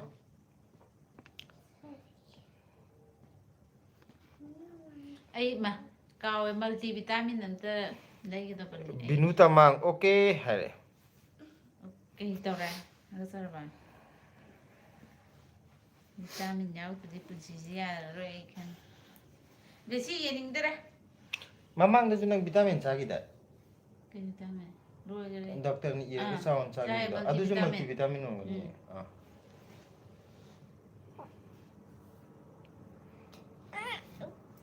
Vitamin ni yaw. joy chandra senjamna kai lamdano hai lechin thabai wari je oitati delhi dani ko delhi da hojik ngasi dagi lechin yam thaba hore ba aduga niksingna lechin nate ngasi gido pollution ne mayam hai toira ado mane pollution budi delhi je pollution na aroi bitar bani da ayuk nungdin loi na mak kano tawrabani na haide pullaga dum leibne kok chikpa khotpa nungdin ga mapan thokpa yade mapan thokpudi lai yum leiba bokti chi e Ngai te. thaina na delhi je sai ac leitradi yade hanarambo hojikti ac du natabada akhoi gi kaino jo amu air purifier ju thamde yaroiba delhi ji yum isa gi oina ꯍꯥꯏꯗꯤ ꯑꯗꯨꯛꯀꯤ ꯃꯇꯤꯛ pollution ꯋꯥꯡꯉꯛꯄꯗꯣ ꯇꯉꯥꯏ ꯐꯗꯕ ꯄꯣꯠꯇ ꯃꯥꯁꯨ ꯌꯥꯎꯔꯛꯑꯅꯦꯕ AC ꯈꯛꯇ ꯅꯠꯇꯕꯤꯗ ꯌꯥꯎꯔꯛꯑꯅꯤ ꯌꯥꯎꯅꯔꯕꯅꯦ ꯃꯤ ꯑꯌꯥꯝꯕꯅ ꯕꯤꯅꯨ ꯇꯃꯥꯡꯅ I know one song of Maitai 하ꯕꯅꯦ which one ꯕ꯭ꯂꯦꯁꯤ Rebecca Nauremna ꯃꯤ ꯅꯠꯇꯦ sir blessy sing a song please 하래 ꯏꯁꯩ ꯑꯝꯇ ꯁꯛꯂꯛꯑꯣ ꯊꯣꯏꯊꯣꯏ ꯏꯁꯩ ꯑꯝꯇꯪ ꯁꯛꯇꯣꯛꯈ꯭ꯔꯣꯁꯦ ꯇꯨꯝꯃꯣ ꯑꯗꯨꯒ ꯕ꯭ꯂꯦꯁꯤꯁꯦ ꯇꯨꯝꯅꯤꯡꯉꯛꯑꯦ ꯑꯗꯨꯒꯤ ꯍꯧꯖꯤꯛ ꯋꯥꯔꯤ ꯁꯥꯟꯅꯕ ꯌꯥꯔꯛꯇ꯭ꯔꯦ ꯃꯥ ꯍꯧꯒꯠꯂꯣ ꯁꯦꯝꯒꯦ ꯃꯨꯟꯗꯕ ꯍꯧꯔꯛꯑꯦ ꯃꯥ ꯉꯔꯥꯡꯅ ꯃꯃꯥꯅ ꯇꯨꯝꯕ ꯉꯁꯤꯅ ꯕ꯭ꯂꯦꯁꯤ ꯇꯨꯝꯍꯜꯂꯦ ꯉꯔꯥꯡꯅ ꯕ꯭ꯂꯦꯁꯤꯅ ꯎꯏꯕ ꯁꯣꯔꯤ ꯉꯔꯥꯡꯅ ꯃꯃꯥꯅ ꯎꯏꯕ ꯑꯗꯨꯒ ꯎꯏꯗꯦ ꯑꯃꯅ ꯌꯦꯠꯄ ꯉꯁꯤꯅ ꯕ꯭ꯂꯦꯁꯤꯅ ꯌꯦꯠꯄ ꯕ꯭ꯂꯦꯁꯤ ꯇꯨꯀꯠꯆꯩꯌꯦ ꯕ꯭ꯂꯦꯁꯤ ꯑꯗꯨꯒ ꯔꯦꯕꯤꯀꯥ ꯅꯥꯎꯔꯦꯝꯅ ꯁꯤ ꯄꯥꯈ꯭ꯔꯦ ꯌꯨꯛꯇꯥꯅ ꯕ꯭ꯂꯦꯁꯤꯒꯤ ꯁ꯭ꯀꯨꯜ ꯁꯨꯇꯤ ꯊꯥꯔꯕꯣ ꯃꯣꯏꯁꯦ ꯍꯌꯦꯡꯗꯒꯤꯗꯤ ꯑꯣꯟꯂꯥꯏꯟ ꯇꯧꯔꯅꯤ ꯁ꯭ꯀꯨꯜ ꯂꯥꯛꯑꯅꯨ ꯍꯥꯏꯔꯦ ꯄꯣꯂꯨꯁꯟ ꯋꯥꯡꯃꯟꯕꯒꯤ ꯉꯁꯤꯒꯤ ꯐꯤꯕꯝꯗꯨꯗ ꯂꯣꯏꯅꯃꯛ ꯑꯧ ꯑꯉꯥꯡꯈꯩꯁꯦ ꯂꯥꯛꯄ ꯐꯔꯛ ꯇꯥꯔꯅꯤꯌꯦ ꯗꯦꯜꯂꯤ ꯒꯥꯔꯤꯒ ꯒꯚꯔꯟꯃꯦꯟꯅꯁꯨ ꯊꯣꯛꯑꯗꯤ ꯑꯝꯇ ꯂꯥꯎꯊꯣꯛꯈ꯭ꯔꯦꯗꯅ ꯄꯨꯔꯝꯃꯣꯏꯕ ꯍꯧꯖꯤꯛ ꯑꯉꯥꯡꯈꯩꯗꯤ ꯑꯣꯟꯂꯥꯏꯟ ꯇꯧꯔꯣꯅ ꯗꯦꯜꯂꯤꯁꯦ ꯂꯩ ꯍꯩꯕ ꯂꯝ ꯅꯠꯇ꯭ꯔꯦ ꯎꯄꯥꯏ ꯂꯩꯇꯕꯒꯤ ꯂꯩꯔꯕ ꯑꯗꯨ ꯇꯥꯔꯦ ꯕꯤꯅꯨ ꯇꯃꯥꯡ ꯁꯣꯡ ꯅꯦꯝ ꯏꯁ ꯍꯥꯏꯐꯝ ꯑꯣꯀꯦ ꯍꯥꯏꯐꯝ ꯈꯪꯗꯦ ꯍꯥꯏꯐꯝ ꯈꯪꯗꯦ ꯊꯃꯣꯏꯒꯤ ꯅꯨꯡꯁꯤꯕ ꯃꯄꯥꯜ ꯊꯣꯛꯅ ꯆꯤꯟꯕꯥꯟꯁꯤꯅ ꯐꯣꯡꯗꯣꯛꯄ ꯉꯝꯗꯦ ꯃꯌꯥꯝ ꯁꯤꯂꯥ ꯐꯣꯡꯗꯣꯛꯇꯕ ꯅꯨꯡꯁꯤꯕ ꯑꯣꯝꯆꯥꯛꯅꯍꯜꯂꯦ ꯊꯃꯣꯏꯁꯦ ꯍꯥꯏꯐꯝ ꯈꯪꯗꯅ ꯑꯩ ꯏꯁꯩ ꯁꯛꯇꯣꯛꯈ꯭ꯔꯦ ꯉꯁꯤꯗꯤ ꯃꯌꯥꯝꯅ ꯕ꯭ꯂꯦꯁꯤꯗ ꯏꯁꯩ ꯁꯛ ꯏꯁꯩ ꯁꯛ ꯍꯥꯏꯕꯗ ꯉꯁꯤꯗꯤ ꯃꯃꯥꯅ ꯑꯣꯏꯁꯛꯑꯦꯀꯣ ꯏꯁꯩ ꯐꯖꯕ ꯑꯃ ꯍꯦꯛ ꯍꯥꯏꯔꯛꯄꯗꯨꯗ ꯍꯦꯛ ꯁꯛꯊꯕꯅꯤꯗꯅ ꯃꯃꯥꯁꯦ ꯅꯩꯔꯛꯀꯅꯤ ꯃꯌꯥꯝ ꯀꯥꯏꯗꯅꯗꯤ ꯆꯦꯟꯕꯤꯈꯤꯅꯨ ꯑꯗꯨꯒ ꯌꯨꯛꯇꯥꯒꯤꯅ ꯄꯣꯂꯨꯁꯟꯒꯤ ꯁ꯭ꯀꯨꯜ ꯁꯨꯇꯤ ꯊꯥꯈ꯭ꯔꯗꯥꯏꯅꯦ ꯃꯣꯗꯤ ꯕꯕꯥꯅ ꯑꯗꯨꯅꯦ ꯃꯌꯨꯝ ꯃꯌꯨꯝꯗꯒꯤ ꯂꯩꯔ ꯇꯝꯃꯣꯌꯦ ꯑꯉꯥꯡꯈꯩꯁꯦ ꯃꯣꯗꯤ ꯚꯩꯌꯥꯖꯤ ꯃꯣꯗꯤ ꯕꯕꯥ ꯃꯣꯗꯤ ꯁꯔ ꯑꯗꯨꯒ ꯏꯁꯇꯥꯔ ꯁꯤꯅꯥꯝꯅ ꯏꯆꯥꯊꯣꯏ ꯋꯥ ꯈꯔ ꯉꯥꯡꯉꯣ ꯍꯥꯏꯗꯤ ꯃꯥꯅꯦ ꯃꯥꯏꯁꯦ ꯏꯆꯥꯊꯣꯏꯁꯦ ꯍꯧꯖꯤꯛ ꯃꯨꯟꯗꯔꯛꯑꯦ ꯇꯨꯝꯅꯤꯡꯉꯛꯄꯒꯤ ꯊꯣꯏꯊꯣꯏꯁꯦ ꯃꯅꯥꯇꯣꯟꯁꯦ ꯀꯟꯅ ꯄꯥꯏꯔꯤ ꯍꯥꯒꯠꯆꯕ꯭ꯔꯥ ꯁꯤꯂꯥ ꯑꯝꯇ ꯌꯦꯡꯕꯤꯌꯨꯁꯦ ꯑꯃꯣꯠꯄ ꯂꯩꯕ꯭ꯔꯥ ꯍꯥꯗꯔꯁꯟ ꯃꯥ ꯑꯅꯥꯕ ꯑꯃ ꯂꯩꯔꯦ ꯁꯤꯗ ꯌꯥꯔꯦ ꯃꯃꯥ ꯍꯣꯔꯦꯟ ꯇꯧꯕꯤꯒꯦ ꯕꯠꯁꯅ ꯇꯧꯔꯒ ꯇꯧꯕꯤꯒꯦ ꯑꯗꯨꯒ ꯍꯗꯔꯁꯟ ꯒꯨꯔꯨ ꯃꯌꯨꯝꯅ ꯌꯥꯝ ꯍꯩꯀꯣ ꯍꯥꯏꯔꯛꯑꯦꯀꯣ ꯑꯗꯨꯅꯦ ꯑꯩꯅ ꯏꯁꯩ ꯁꯛꯑꯒ ꯀꯅꯥꯝꯇ ꯀꯃꯦꯟ ꯄꯤꯕꯤꯔꯛꯇꯦꯅ ꯈꯜꯂꯝꯃꯤꯅꯦ ꯏꯁꯩ ꯌꯥꯝ ꯄꯥꯝꯃꯦ ꯏꯁꯩ ꯁꯛꯄ ꯍꯩꯖꯗ꯭ꯔꯁꯨ ꯏꯁꯩꯗꯤ ꯌꯥꯝ ꯄꯥꯝꯖꯔꯦ ꯑꯗꯨꯒ ꯅꯤꯛꯁꯤꯡꯅ ꯕ꯭ꯂꯦꯁꯤ ꯅꯪꯒꯤ ꯄꯥꯝꯖꯕ ꯔꯥꯏꯝꯁ ꯑꯃꯠꯇ ꯁꯛꯂꯛꯑꯣ ꯕ꯭ꯂꯦꯁꯤꯁꯦ ꯃꯨꯟꯊꯈ꯭ꯔꯦ ꯑꯗꯨꯒ ꯃꯅꯥꯇꯣꯟ ꯀꯟꯅ ꯄꯥꯏꯔꯤ ꯏꯀꯥꯏꯕꯒ ꯌꯥꯔꯦ ꯑꯝꯇ ꯈꯪꯗ꯭ꯔꯦ ꯃꯥ ꯌꯥꯔꯦ ꯉꯁꯤ ꯃꯌꯥꯝ ꯃꯃꯥꯡꯗ ꯃꯌꯥꯝꯅ ꯍꯥꯏꯔꯛꯑꯅꯤ ꯕ꯭ꯂꯦꯁꯤꯁꯦ ꯃꯅꯥꯇꯣꯟ ꯑꯗꯨꯝ ꯄꯥꯏ ꯂꯩꯑꯦ ꯂꯣꯠꯈ꯭ꯔꯦ ꯏꯀꯥꯏꯔ ꯃꯥꯜꯂꯦ ꯕ꯭ꯂꯦꯁꯤꯁꯦ ꯏꯀꯥꯏꯕ ꯌꯥꯝ ꯈꯪꯕꯅꯤ ꯏꯀꯥꯏꯕꯒ ꯈꯪꯉ ꯃꯥꯅ ꯇꯧꯔꯤꯁꯦ ꯕꯥꯕꯨ ꯁꯂꯥꯝ ꯍꯥꯏ ꯍꯥꯏꯔꯛꯑꯦꯀꯣ ꯌꯨꯛꯇꯥꯅ ꯐꯥꯒꯤꯅꯤ ꯍꯥꯏ ꯐꯥꯒꯤꯅꯤ ꯍꯦ ꯁꯥꯎꯅꯨ ꯍꯥꯏ ꯀꯔꯤꯒꯤꯅꯣ ꯍꯥꯏꯁꯦ ꯀꯩꯒꯤꯅꯣ ꯈꯪꯗꯦ ꯀꯔꯤꯒꯤ ꯃꯇꯥꯡꯗꯅꯣ ꯁꯥꯎꯅꯨ ꯍꯥꯏꯁꯤꯕꯨ ꯕꯤꯅꯨ ꯇꯃꯥꯡꯅ ꯍꯥꯏꯔꯛꯑꯦꯀꯣ ꯕꯤꯅꯨ ꯇꯃꯥꯡ ꯆꯥꯛ ꯆꯥꯔꯦꯕ꯭ꯔꯥ ꯕꯤꯅꯨ ꯇꯃꯥꯡꯁꯦ ꯃꯅꯤꯄꯨꯔ ꯆꯥꯛ ꯆꯥꯔꯕ꯭ꯔꯣ ꯍꯥꯏ ꯃꯥꯁꯦ ꯃꯅꯤꯄꯨꯔꯤ ꯈꯔ ꯈꯔꯁꯨ ꯈꯪꯕꯅꯦ ꯆꯥꯔꯦ ꯆꯥꯔꯦ ꯕꯤꯅꯨ ꯇꯃꯥꯡꯗꯤ ꯆꯥꯛ ꯆꯥꯔꯕ꯭ꯔꯣ ꯅꯥꯏꯁ ꯋꯥꯟ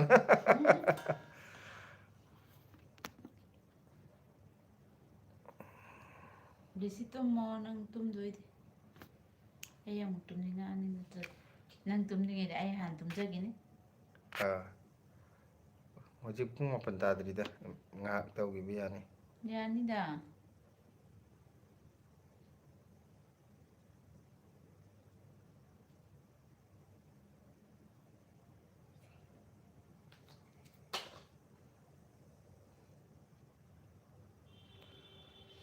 ꯃꯌꯥꯝ ꯌꯨꯝꯗꯁꯨ ꯂꯩꯁꯤꯟꯒꯗꯤ ꯐꯖꯅ ꯊꯥꯔꯝꯃꯅꯤ ꯑꯌꯨꯛꯁꯦ ꯁꯤꯂꯥ ꯅꯪ ꯖꯦꯀꯤꯖꯥꯟ ꯃꯥꯜꯂꯛꯑꯦ ꯍꯥ ꯍꯥ ꯍꯥ ꯌꯨꯛꯇꯥꯅ ꯖꯦꯀꯤ ꯆꯥꯟꯗꯅꯗꯤ ꯃꯥꯟꯕꯅꯦ ꯃꯥꯏ ꯁꯝꯁꯤꯁꯨ ꯈꯔ ꯂꯩ ꯍꯧꯖꯤꯛꯇꯤ ꯖꯦꯀꯤꯆꯥꯟ ꯃꯥꯜꯂꯤꯕꯅꯤ ꯃꯌꯥꯝ ꯈꯔ ꯂꯩꯔꯒꯗꯤ ꯖꯦꯠꯂꯤ ꯃꯥꯜꯂꯛꯈꯤꯅꯤ ꯖꯦꯠꯂꯤ ꯃꯥꯟꯕꯗꯨꯗꯤ ꯇꯨ ꯖꯦꯀꯤ ꯑꯃꯅ ꯖꯦꯠꯂꯤ ꯑꯃꯅ ꯖꯦꯀꯤꯖꯥꯟ ꯅꯪꯅ ꯀꯔꯤ ꯑꯩꯗꯤ ꯕꯥꯕꯣꯛꯅꯦ ꯑꯩꯈꯣꯏ ꯀꯥꯒꯤꯁꯨ ꯑꯃ ꯍꯥꯏꯔꯛꯑꯣ ꯃꯥꯗꯤ ꯕꯥꯕꯨꯡ ꯅꯦ ꯃꯇꯣꯟ ꯍꯥꯏꯖꯜꯂꯦ ꯇꯨꯝꯃꯣ ꯍꯥꯏꯕꯅꯦ Anchal Kumari. Hello, blessy. Hi. Auntie Anchal na. Hello, auntie. Hi, girl. Aunty hygro Blessy अभी नींद आ गई है इसलिए बात नहीं कर रही है. करीबा माई पाई मिंदो काउग्रे Bikram. अंकल विक्रम ने User कहीं युक्ता नोक्सले. अदुगा MS Robin ना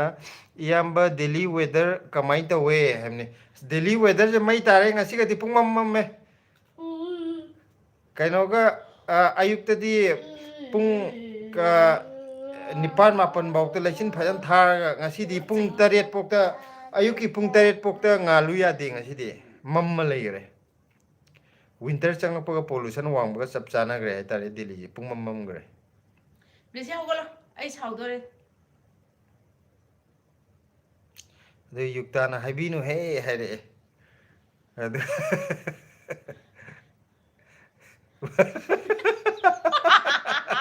असेंबा माले हाइबो कहिनो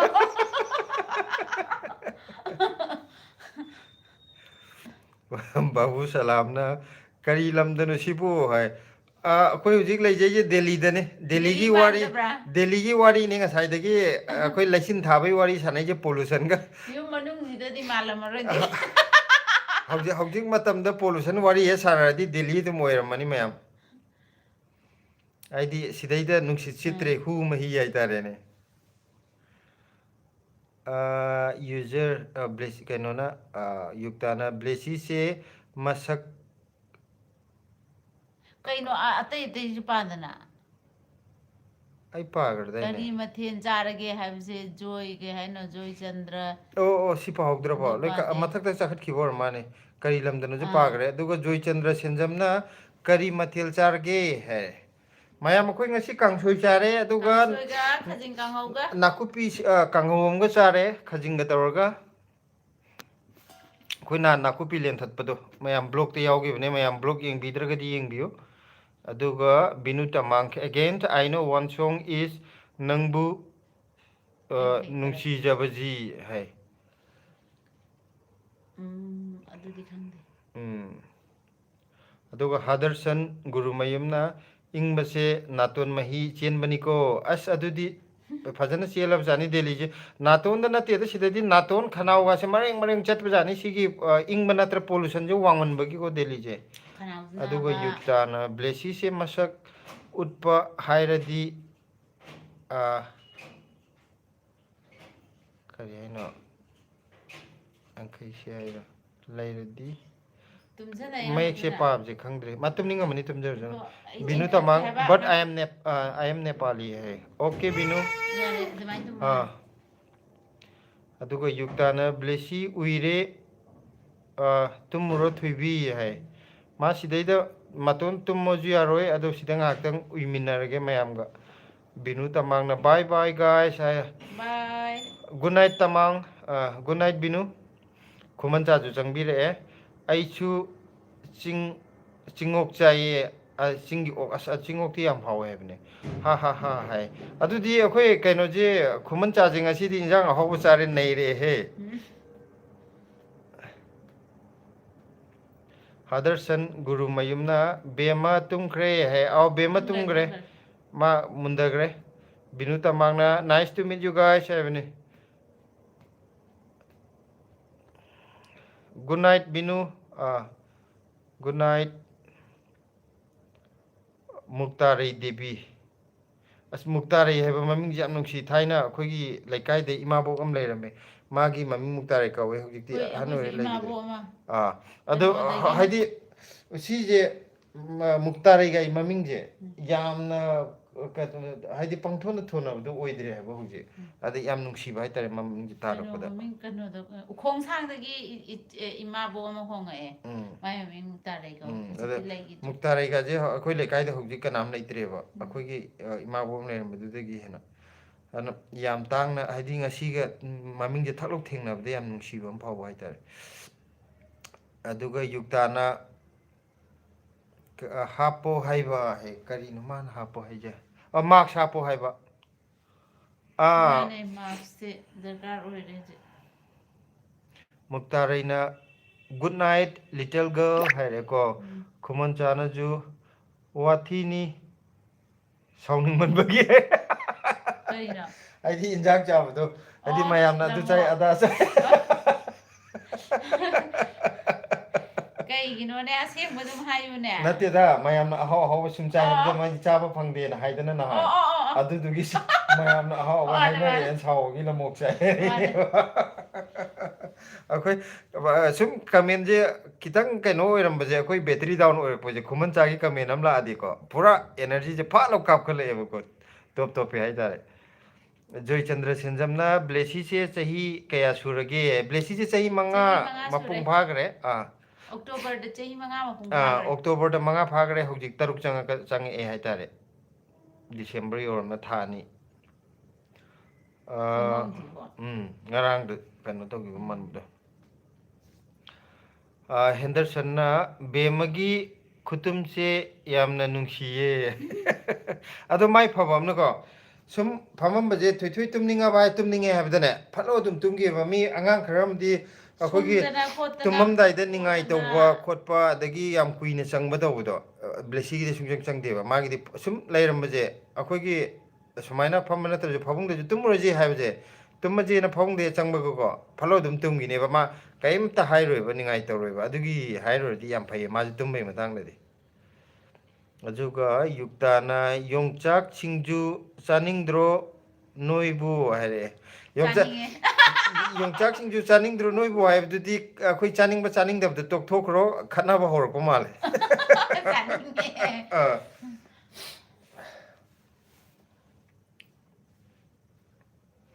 ꯑꯗꯨꯒ ꯍꯦꯟꯗꯔꯁꯟꯅ okay good night Henderson good night ꯑꯩꯈꯣꯏ ꯈꯨꯃꯟ ꯆꯥꯅ ꯎꯏꯕꯁꯦ ꯃꯃꯥ ꯃꯆꯥ ꯆꯞ ꯃꯥꯟꯅꯩ ꯉꯔꯥꯡꯅ ꯁꯤꯂꯥ ꯉꯁꯤꯅ ꯕ꯭ꯂꯦꯁꯤ ꯍꯥꯏ ꯑꯗꯨꯅꯦ ꯉꯁꯥꯏꯗꯤ ꯅꯪꯅꯦ ꯉꯔꯥꯡꯒꯤꯗꯣ ꯑꯁꯦꯡꯕꯩꯗꯤ ꯁꯤꯂꯥꯗꯨ ꯎꯏꯕ ꯅꯠꯇꯦꯕꯀꯣ ꯐꯂꯥꯡꯗ ꯉꯥꯏꯔꯒ ꯃꯃꯤꯠꯇꯣ ꯃꯈꯥ ꯌꯦꯡꯗꯕꯗꯨꯗ ꯃꯌꯥꯝꯅ ꯎꯏꯕꯅꯦ ꯈꯟꯕꯤꯕꯅꯦꯕ ꯃꯊꯪꯗꯗꯤ ꯁꯤꯗ ꯃꯤꯠ ꯑꯃ ꯍꯥꯞꯄ ꯍꯌꯦꯡꯈꯩꯗꯤꯀꯣ ꯃꯈꯥꯗ ꯃꯃꯤꯠꯁꯦ ꯌꯦꯡꯊꯈ꯭ꯔꯒꯁꯨ ꯑꯩꯅ ꯃꯥꯒꯤ ꯃꯤꯊꯛꯀꯤ ꯁꯔꯨꯛꯁꯤꯗ ꯀꯣꯂꯣꯝꯅ ꯌꯦꯛꯑꯅꯦꯕ ꯔꯥꯎꯟ ꯑꯃ ꯇꯧꯔꯒ ꯃꯃꯤꯠꯇꯣ ꯑꯗꯨꯝ ꯄꯥꯡꯕ ꯃꯥꯅꯕ ꯋꯥ ꯉꯥꯡꯗ꯭ꯔꯁꯨ ꯃꯌꯥꯝꯅ ꯍꯥꯏꯗꯣꯏꯅꯦ ꯃꯃꯤꯠꯁꯦ ꯁꯨꯡꯀꯨꯞ ꯀꯨꯞꯇꯦꯗ ꯀꯃꯥꯏꯅ ꯇꯧꯔꯤꯅꯣ ꯃꯨꯟꯅ ꯌꯦꯡꯉꯅꯤ ꯌꯨꯛꯇꯥꯅ ꯑꯩꯁꯦ ꯌꯣꯡꯆꯥꯛ ꯂꯩꯔꯨꯒꯦ ꯇꯧꯕꯅꯤ ꯁꯤꯀꯥꯟꯗꯔꯄꯨꯔꯗꯒꯤ ꯀꯨꯀꯤ ꯅꯨꯄꯤꯗꯒꯤ ꯍꯥꯏ ꯀꯨꯀꯤ ꯑꯣꯏꯒꯦꯔꯥ ꯃꯩꯇꯩ ꯑꯣꯏꯒꯦꯔꯥ ꯌꯣꯡꯆꯥꯛꯇꯤ ꯑꯗꯨꯝ ꯆꯞ ꯃꯥꯟꯅꯔꯝꯒꯅꯤ ꯑꯗꯨꯒ ꯍꯥꯗꯔꯁꯟꯅ ꯁꯦꯝ ꯇꯨ ꯌꯨ ꯍꯥꯏꯔꯛꯑꯦꯀꯣ ꯌꯨꯛꯇꯥꯅ ꯅꯣꯛꯁꯤꯜꯂꯛꯑꯦ ꯍꯧꯖꯤꯛꯇꯤ ꯌꯣꯡꯆꯥꯛꯁꯦ ꯑꯩꯗꯤ ꯌꯣꯡꯆꯥꯛꯁꯦ ꯃꯔꯨꯁꯦ ꯆꯥꯕ ꯀꯥ ꯍꯦꯟꯅ ꯍꯩꯇꯦ ꯍꯥꯏꯗꯤ ꯃꯤꯅ ꯃꯔꯨꯁꯦ ꯇꯣꯡꯉꯤꯉꯩ ꯍꯥꯎꯅꯩꯗꯅ ꯑꯩꯅ ꯁꯤꯡꯖꯨꯁꯦ ꯌꯥꯝ ꯄꯥꯝꯕ ꯌꯣꯡꯆꯥꯛꯁꯦ ꯁꯤꯡꯖꯨꯗꯤ ꯆꯥꯔꯤꯉꯩ ꯄꯦꯟꯗꯦ ꯑꯗꯨꯒ ꯏꯔꯣꯝꯕꯁꯦ ꯃꯔꯨꯒ ꯁꯤꯡꯖꯨ ꯌꯥꯝ ꯀꯥ ꯍꯦꯟꯅ ꯏꯔꯣꯝꯕꯗꯤ ꯆꯥꯅꯤꯡꯉꯦ ꯆꯥꯎꯗ꯭ꯔꯤꯉꯩꯗ ꯆꯥꯕꯗꯨꯗꯤ ꯍꯥꯎꯋꯦꯕꯀꯣ ꯌꯥꯝꯅ ꯃꯔꯨ ꯌꯥꯝ ꯇꯣꯡꯈ꯭ꯔꯒꯗꯤ ꯃꯅꯝꯒ ꯌꯥꯝ ꯀꯜꯂꯛꯄ ꯃꯇꯝꯗꯨꯗꯤ ꯑꯩꯈꯣꯏꯅ ꯑꯃꯨꯛ ꯆꯥꯕ ꯍꯩꯇꯦ ꯀꯣꯛ ꯉꯥꯎꯋꯦꯕ ꯍꯥꯏꯗꯤ ꯃꯅꯝ ꯑꯃ ꯑꯗꯨ ꯎꯕꯗꯗꯤ ꯌꯥꯝ ꯀꯜꯂꯛꯑꯦ ꯃꯔꯨ ꯐꯖ ꯐꯖꯕ ꯃꯤꯅ ꯄꯨꯈꯤꯕꯁꯦ ꯌꯦꯡꯕꯗ ꯌꯥꯝ ꯌꯥꯝꯅ ꯀꯜꯂꯛꯄ ꯀꯟꯕ ꯑꯣꯏꯕꯗꯣ ꯌꯣꯡꯆꯥꯛ ꯃꯔꯨꯗꯨꯗꯤ ꯆꯥꯕ ꯑꯃꯨꯛ ꯉꯝꯗꯦꯕꯀꯣ ꯈꯔ ꯑꯃ ꯂꯩꯕꯗꯣ ꯌꯥꯝ ꯀꯟꯗꯕꯤ ꯃꯔꯨꯗꯤ ꯇꯣꯡꯉꯒ ꯑꯗꯨꯗꯤ ꯆꯥꯅꯤꯡꯉꯤ ꯔꯣꯃꯤꯂꯥꯗ ꯌꯣꯡꯆꯥꯛ ꯈꯤꯇ ꯊꯥꯔꯛꯑꯣ ꯑꯩ ꯍꯥꯏꯈꯤꯁꯤꯔꯣ ꯉꯝꯖꯔꯔꯣꯏ ꯃꯉꯣꯟꯗ ꯃꯥꯅ ꯊꯥꯔꯛꯄ ꯌꯣꯡꯆꯥꯛꯁꯦ ꯆꯥ ꯉꯝꯗꯦ ꯍꯥꯏꯕ ꯍꯦꯛꯇ ꯃꯔꯨꯁꯦ ꯇꯣꯡꯕꯩ ꯇꯥꯏꯞꯇꯅꯦ ꯃꯔꯨꯁꯤꯅ ꯑꯩꯈꯣꯏ ꯈꯨꯕꯤ ꯑꯣꯏꯔꯁꯨ ꯃꯤꯒꯤ ꯈꯨꯕꯤ ꯃꯆꯥ ꯃꯁꯨ ꯑꯩꯈꯣꯏ ꯈꯨꯕꯤꯒꯁꯤꯗꯤ ꯅꯠꯇ꯭ꯔꯦ ꯑꯗꯨꯒ ꯑꯩꯈꯣꯏꯒꯤ ꯌꯣꯡꯆꯥꯛ ꯃꯔꯨꯁꯦ ꯀꯟ ꯂꯥꯎꯕ ꯑꯃ ꯂꯩꯕꯗꯣ ꯑꯗꯨꯗꯣ ꯑꯥ ꯑꯁ ꯑꯗꯨꯗꯤ ꯁꯦꯒꯥꯛ ꯀꯥꯏꯌꯦ ꯑꯩꯈꯣꯏ ꯃꯥꯅ ꯊꯥꯔꯛꯄ ꯑꯅꯤ ꯆꯥꯕꯗ ꯑꯩ ꯄꯦꯜꯂꯦ ꯃꯔꯨ ꯈꯨꯕꯤꯁꯦ ꯑꯅꯤꯅꯤꯀꯣ ꯍꯥꯏꯁꯦ ꯅꯨꯡꯒ ꯊꯨꯒꯥꯏꯕ ꯃꯤꯒꯤ ꯃꯈꯨꯠꯀꯤ ꯈꯨꯕꯤꯗꯨꯅꯦ ꯑꯗꯨꯒꯨꯝꯕꯅꯦ ꯍꯧꯖꯤꯛꯀꯤ ꯌꯣꯡꯆꯥꯛ ꯃꯔꯨꯗ ꯄꯥꯜꯂꯛꯏꯁꯦ ꯑꯗꯨꯒꯅꯦ ꯌꯣꯡꯆꯥꯛꯗꯣ ꯆꯥꯔ ꯏꯁꯥꯁꯦ ꯅꯨꯡꯉꯥꯏꯇ꯭ꯔꯤꯕ ꯄꯋꯥꯔꯗꯨ ꯀꯟꯃꯟꯈꯤꯗꯅ ꯌꯣꯡꯆꯥꯛ ꯃꯔꯨ 3 ꯆꯥꯁꯟꯕꯁꯦ ꯉꯝꯗꯦ ꯍꯥꯏꯕ ꯑꯗꯨꯒꯤ ꯌꯣꯡꯆꯥꯛꯇꯨꯗꯤ ꯆꯥꯕ ꯇꯜꯂꯦ ꯕꯤꯖꯨꯅ ꯀꯩ ꯃꯊꯦꯜ ꯆꯥꯔꯒꯦ ꯏꯕꯥꯏ ꯍꯥꯏꯔꯛꯑꯦ ꯑꯩꯈꯣꯏ ꯀꯩꯅꯣꯁꯦ ꯀꯩꯅꯣꯗꯣ ꯀꯔꯤꯕ ꯅꯍꯥꯟꯒꯤ ꯑꯩꯈꯣꯏ ꯀꯩꯅꯣꯗꯣ ꯕꯤꯗ꯭ꯌꯥꯅꯟꯗ ꯕꯤꯗ꯭ꯌꯥꯅꯟꯗ ꯑꯣ ꯉꯁꯤꯗꯤ ꯀꯥꯡꯁꯣꯏ ꯑꯃ ꯆꯥꯔꯦ ꯑꯗꯨꯒ ꯈꯥꯖꯤꯡꯒ ꯅꯥꯀꯨꯞꯄꯤꯒ ꯀꯥꯡꯍꯧ ꯑꯃ ꯆꯥꯊꯔꯦ ꯑꯩꯈꯣꯏ ꯕꯤꯗ꯭ꯌꯥꯅꯟꯗꯗꯤ ꯀꯩ ꯌꯦꯟꯖꯥꯡ ꯆꯥꯔꯒꯦ ꯌꯨꯛꯇꯥꯅ ꯑꯩꯗꯤ ꯁꯤꯡꯖꯨ ꯆꯥꯅꯤꯡꯕꯅ ꯉꯥꯎꯔꯦ ꯍꯥꯏꯕꯅꯤ ꯆꯤꯡꯖꯜꯂꯛꯑꯣ ꯁꯤꯗ ꯑꯁ ꯅꯪꯒꯤꯗꯣ ꯑꯩ ꯈꯣꯡ ꯅꯥꯗ ꯑꯩꯗꯤ ꯈꯣꯡꯁꯦ ꯅꯥꯕꯒꯤꯅꯦ ꯏꯟꯊꯣꯛ ꯏꯟꯁꯤꯟ ꯅꯠꯇꯦꯗ ꯇꯧꯔꯤꯁꯦ ꯃꯥꯗꯣ ꯃꯃꯥꯏꯗꯣ ꯑꯣꯟꯊꯈꯤꯗꯅꯕ ꯐꯤ ꯉꯥꯛꯈꯠꯄ ꯐꯤ ꯍꯥꯞꯄꯤꯌꯨꯔꯥ ꯌꯥꯔꯦ ꯌꯥꯔꯦ ꯁꯤ ꯐꯤ ꯃꯌꯥꯝ ꯂꯩ ꯁ꯭ꯋꯥꯏꯗ ꯌꯥꯔꯦ ꯃꯥꯏ ꯖꯦꯀꯦꯠꯇꯣ ꯍꯥꯞꯆꯤꯜꯂꯁꯨ ꯌꯥꯔꯦ ꯌꯥꯅꯤ ꯌꯥꯔꯦ ꯌꯥꯔꯦ ꯁꯤ ꯅꯛꯁꯜꯂꯛꯀꯦ ꯈꯔ ꯑꯩꯅ ꯍꯛꯆꯥꯡꯅꯁꯨ ꯀꯩꯅꯣ ꯇꯧꯕ ꯌꯥꯔꯦꯗꯅ ꯑꯗꯨꯗꯤ ꯁꯤꯡꯖꯨꯗꯅꯦ ꯉꯥꯎꯔꯤꯁꯦ ꯃꯥꯁꯨ ꯆꯥꯅꯤꯡꯕꯅ ꯍꯥꯏꯁꯦ ꯑꯗꯨꯅꯦ ꯑꯩꯈꯣꯏꯁꯨ ꯁꯤꯡꯖꯨ ꯌꯥꯝ ꯄꯥꯝꯃꯦ ꯁꯤꯡꯖꯨꯗꯗꯤ ꯂꯣꯏꯔꯦ ꯍꯥꯏꯗꯤ ꯁꯤꯡꯖꯨ ꯑꯃ ꯁꯨꯔ ꯍꯋꯥꯏꯇꯣꯟꯕꯨꯗꯤ ꯑꯩꯈꯣꯏꯒꯤ ꯀꯥꯕꯛ ꯀꯥꯕꯛ ꯈꯤꯇꯪ ꯂꯩꯖꯔꯦꯀꯣ ꯀꯣꯠꯅꯅꯕ ꯌꯥꯝꯗ꯭ꯔꯒꯁꯨ ꯑꯗꯨ ꯌꯣꯡꯆꯥꯛ ꯈꯛꯇ ꯉꯥꯏꯔꯦ ꯋꯥꯠꯂꯤꯁꯦ ꯉꯥꯔꯤꯒꯥꯇꯤ ꯂꯣꯏ ꯊꯝꯃꯝꯅꯤ ꯌꯣꯡꯆꯥꯛ ꯍꯦꯛ ꯐꯪꯉ ꯁꯤꯡꯖꯨ ꯆꯥꯒꯦꯅ ꯑꯩ ꯀꯣꯛ ꯆꯤꯛꯑꯦ ꯅꯪ ꯋꯥꯔꯤꯁꯦ ꯌꯣꯡꯆꯥꯛꯁꯤꯡꯁꯨ ꯆꯥꯒꯦꯅ ꯍꯋꯥꯏꯇꯣꯟ ꯀꯩꯀꯥ ꯂꯣꯏ ꯊꯧꯔꯥꯡ ꯇꯧꯔꯒ ꯌꯣꯡꯆꯥꯛ ꯂꯩꯔꯝꯗꯕꯩ ꯋꯥꯅꯤ ꯀꯩꯅꯣꯅ ꯑꯩꯈꯣꯏ ꯈꯨꯃꯟ ꯆꯥꯅ ꯁꯣꯏꯔꯅꯤ ꯈꯪꯉꯦ ꯃꯃꯤꯠ ꯌꯦꯛꯀꯅꯤ ꯍꯥꯏꯕꯗꯨꯅꯤꯀꯣ ꯑꯗꯨꯒ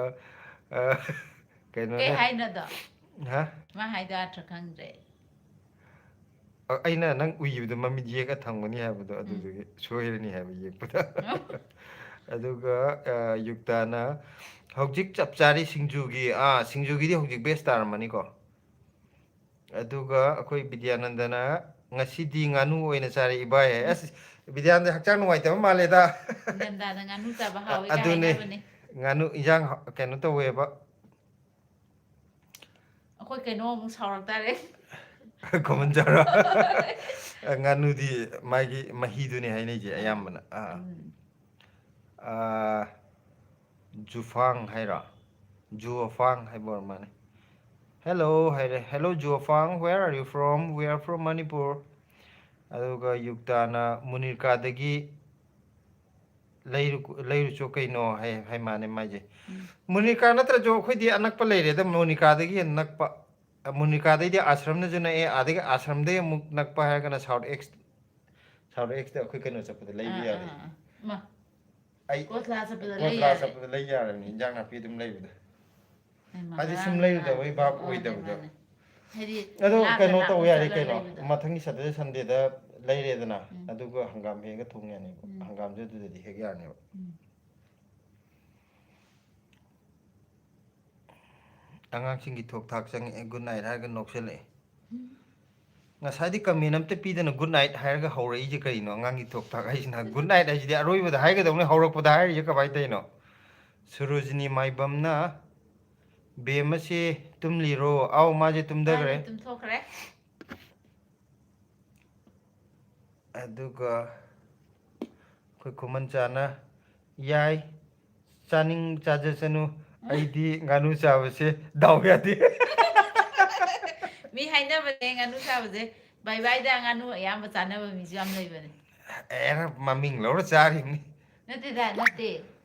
ꯃꯤ ꯆꯥꯕ ꯃꯌꯥꯝ ꯂꯩꯌꯦ 100+. ꯂꯩꯌꯦꯕꯀꯣ ꯑꯗꯣ ꯆꯥꯅꯤꯡꯃꯟꯒꯤꯅ ꯑꯍꯥꯎꯕꯗꯨꯗ ꯁꯨꯝ ꯆꯥꯔꯤꯅꯦ ꯃꯃꯤꯡꯗꯣ ꯃꯣꯏꯅ ꯑꯃ ꯊꯣꯟꯖꯜꯂꯤꯅꯦꯕ ꯗꯥꯎ ꯌꯥꯏ ꯌꯥꯗꯦ ꯀꯥꯏ ꯗꯥꯎ ꯌꯥꯗꯦ ꯍꯥꯏꯔꯤꯕ ꯀꯥꯡꯕꯨꯗꯣ ꯉꯥꯅꯨ ꯐꯖꯅ ꯊꯣꯡꯉ ꯄꯤꯔꯗꯤ ꯑꯗꯨꯝ ꯆꯥꯈꯤꯅꯤ ꯆꯥꯗꯕꯅꯤ ꯆꯥꯗꯕꯅꯤ ꯂꯩꯕꯅꯤ ꯏꯕꯨꯡꯉꯣ ꯖꯨꯐꯥꯡ ꯍꯥꯏꯕꯁꯦ ꯑꯥꯏ ꯑꯦꯝ ꯐ꯭ꯔꯣꯝ ꯎꯠꯇꯔ ꯄ꯭ꯔꯗꯦꯁ ꯍꯥꯏꯕꯅꯤ ꯎꯝ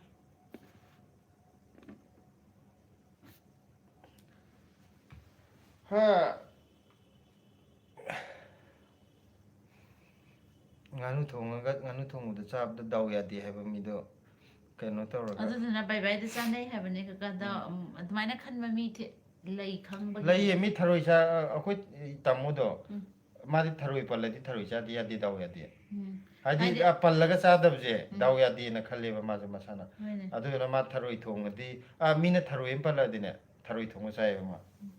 ꯍꯥꯏꯗꯤ ꯑꯗꯨꯗꯨꯅ ꯄꯥꯛꯅ ꯇꯥꯟꯅꯗꯦꯗꯅ ꯑꯗꯨꯒ ꯉꯥꯅꯨꯒꯤꯁꯤꯗꯤ ꯃꯤ ꯑꯅꯝꯕ ꯍꯥꯏꯅꯕꯅꯦꯕ ꯉꯥꯅꯨꯗꯨꯁꯨ ꯑꯩ ꯀꯣꯟꯅ ꯇꯥꯏ ꯍꯥꯟꯅꯗꯤ ꯈꯪꯉꯝꯗꯦ ꯑꯣ ꯑꯩꯈꯣꯏꯗꯤ ꯈꯪꯉꯦ ꯀꯣꯟꯅ ꯇꯥꯏꯑꯗꯤ ꯗꯦꯜꯂꯤ ꯂꯩꯔꯀꯥꯟꯗ ꯇꯥꯏꯌꯦꯕ ꯎꯝ ꯃꯌꯥꯝ ꯍꯥꯏꯅꯔꯒ ꯍꯥꯟꯅꯒꯗꯤ ꯈꯪꯗꯦ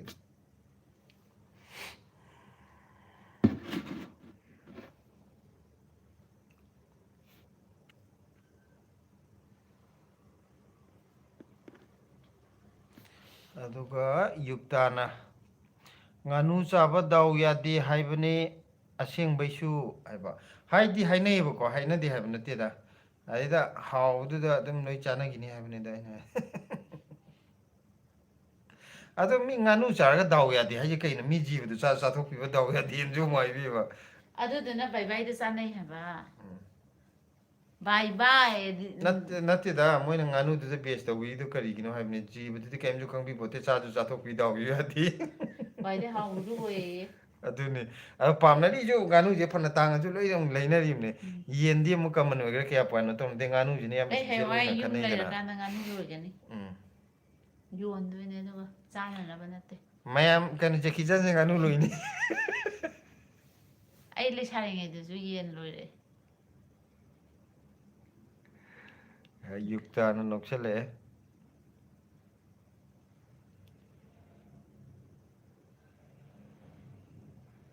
ꯁꯤ ꯀꯩꯅꯣ ꯀꯩꯅꯣ ꯑꯣ ꯆꯥꯒꯦ ꯆꯥꯖꯁꯅꯨ ꯍꯥꯏꯕꯩꯗꯨꯔꯥ ꯉꯥꯅꯨ ꯆꯥꯕ ꯗꯥꯎ ꯌꯥꯗꯦ ꯍꯥꯏꯕꯅꯦ ꯎꯝ ꯑꯁꯦꯡꯕꯩꯁꯨ ꯍꯥꯏꯕ ꯑꯗꯩ ꯈꯨꯃꯟ ꯆꯥꯅ ꯆꯥꯒꯦ ꯈꯟꯕꯒ ꯆꯥꯕ ꯉꯝꯃꯤꯕꯗꯣ ꯁꯣꯏꯗꯅ ꯁꯥꯃꯨ ꯂꯣꯏꯔꯝꯃꯅꯤ ꯆꯥꯒꯦ ꯈꯟꯕꯒ ꯆꯥ ꯉꯝꯃꯤꯗꯣ ꯁꯥꯃꯨ ꯂꯣꯏꯔꯝꯃꯅꯤ ꯍꯥꯏꯕ ꯅꯪ ꯒ꯭ꯌꯥꯟ ꯇꯥꯗꯕ꯭ꯔꯥ ꯁꯦ ꯇꯥꯗꯦ ꯁꯤꯂꯥꯗꯤ ꯒ꯭ꯌꯥꯟ ꯇꯥꯔꯝꯃꯣꯏ ꯑꯩ ꯈꯪꯉꯤ ꯁꯥꯃꯨ ꯂꯣꯏꯔꯝꯃꯅꯤ ꯍꯥꯏꯕꯒꯤ ꯑꯊ꯭ꯔꯗꯤ ꯄꯩꯁꯥ ꯄꯥꯏꯔꯝꯃꯅꯤ ꯁꯥꯃꯨ ꯂꯣꯏꯕꯤꯒ ꯍꯥꯏꯕꯗꯣ ꯑꯣ ꯑꯗꯨꯃꯗꯤ ꯈꯪꯉꯦ ꯆꯥꯒꯦ ꯆꯥꯒꯦ ꯈꯟꯕ ꯃꯇꯝꯗ ꯁꯠ ꯆꯥꯕ ꯐꯪꯉꯤꯗꯣ ꯑꯣ ꯑꯣ ꯄꯩꯁꯥꯗꯣ ꯑꯣ ꯑꯣ ꯊꯣꯛꯄꯩ ꯑꯣ ꯅꯠꯇ꯭ꯔꯣ ꯑꯣ ꯑꯣ ꯑꯗꯣ ꯍꯧꯖꯤꯛꯇꯤ ꯒ꯭ꯌꯥꯟ ꯇꯥꯔꯦ ꯃꯇꯝ ꯈꯤꯇꯪ ꯆꯪꯕꯅꯦ ꯃꯌꯥꯝ ꯋꯥꯔꯧꯕꯤꯅꯨ ꯏꯁ ꯏꯕꯨꯡꯉꯣ ꯆꯪꯗꯕ ꯃꯇꯝꯁꯨ ꯌꯥꯎꯋꯦ ꯅꯪꯒꯤꯁꯨ ꯈꯤꯇꯪ ꯆꯪꯕ ꯑꯗꯨꯝ ꯌꯥꯎꯔꯤꯁꯤꯅ ꯆꯞ ꯃꯥꯟꯅꯩ ꯑꯗꯨꯒ ꯀꯔꯤ ꯍꯥꯏꯅꯣ ꯕꯥꯇꯤꯀꯥ ꯌꯨꯝꯅꯥꯝ ꯍꯥꯏ ꯃꯥꯅꯦ ꯃꯔꯨꯞ ꯑꯅꯤꯕꯨ ꯀꯔꯤ ꯂꯝꯗꯒꯤꯅꯣ ꯌꯥꯝꯅ ꯅꯨꯡꯉꯥꯏꯅ ꯂꯩꯕ ꯃꯥꯜꯂꯤ ꯅꯨꯡꯉꯥꯏꯕꯗꯤ ꯐꯖꯅ ꯅꯨꯡꯉꯥꯏꯔꯦ ꯑꯗꯨꯒ ꯑꯩꯈꯣꯏ ꯂꯝꯅ ꯄꯨꯝꯔꯨꯛ ꯁꯤꯐꯥꯏ ꯅꯨꯡꯉꯥꯏꯕ ꯍꯥꯏꯗꯣ ꯅꯨꯡꯉꯥꯏꯕ ꯍꯥꯏꯗꯣ ꯃꯌꯦꯛ ꯁꯦꯡꯅ ꯑꯩꯈꯣꯏꯅꯦ ꯈꯪꯉꯦ ꯍꯥꯏꯇꯥꯔꯦ ꯅꯨꯡꯉꯥꯏꯕ ꯍꯥꯏꯗꯣ ꯑꯩꯈꯣꯏꯅꯦ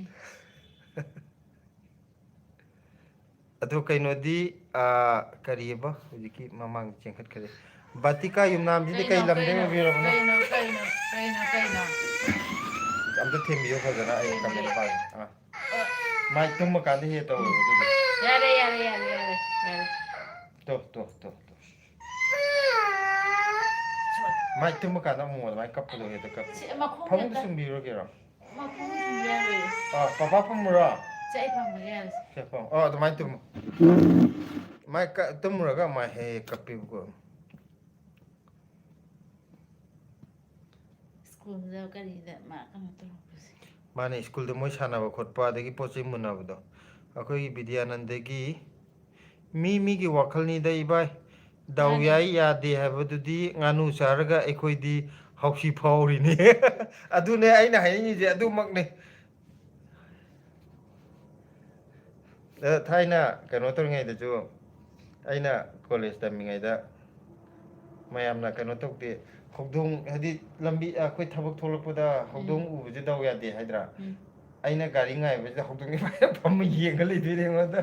ꯑꯗꯨꯒ ꯑꯗꯨꯃꯥꯏꯅ ꯍꯧꯗꯣꯡ ꯎꯕ ꯅꯨꯃꯤꯠꯇꯨ ꯍꯦꯛꯇ ꯄꯩꯈꯥꯁꯦ ꯅꯨꯡꯉꯥꯏꯕ ꯃꯌꯥꯝꯅ ꯍꯧꯗꯣꯡ ꯗꯥꯎ ꯌꯥꯗꯦ ꯍꯥꯏꯕꯗꯣ ꯑꯩꯗꯤ ꯀꯔꯤꯝ ꯈꯟꯗꯦꯕ ꯍꯧꯗꯣꯡ ꯎꯕꯗꯨꯅ ꯃꯥꯅꯦ ꯍꯦꯟꯅ ꯃꯥꯅꯦ ꯑꯦꯛꯖꯥꯝ ꯅꯨꯡꯉꯥꯏ ꯍꯥꯏꯕ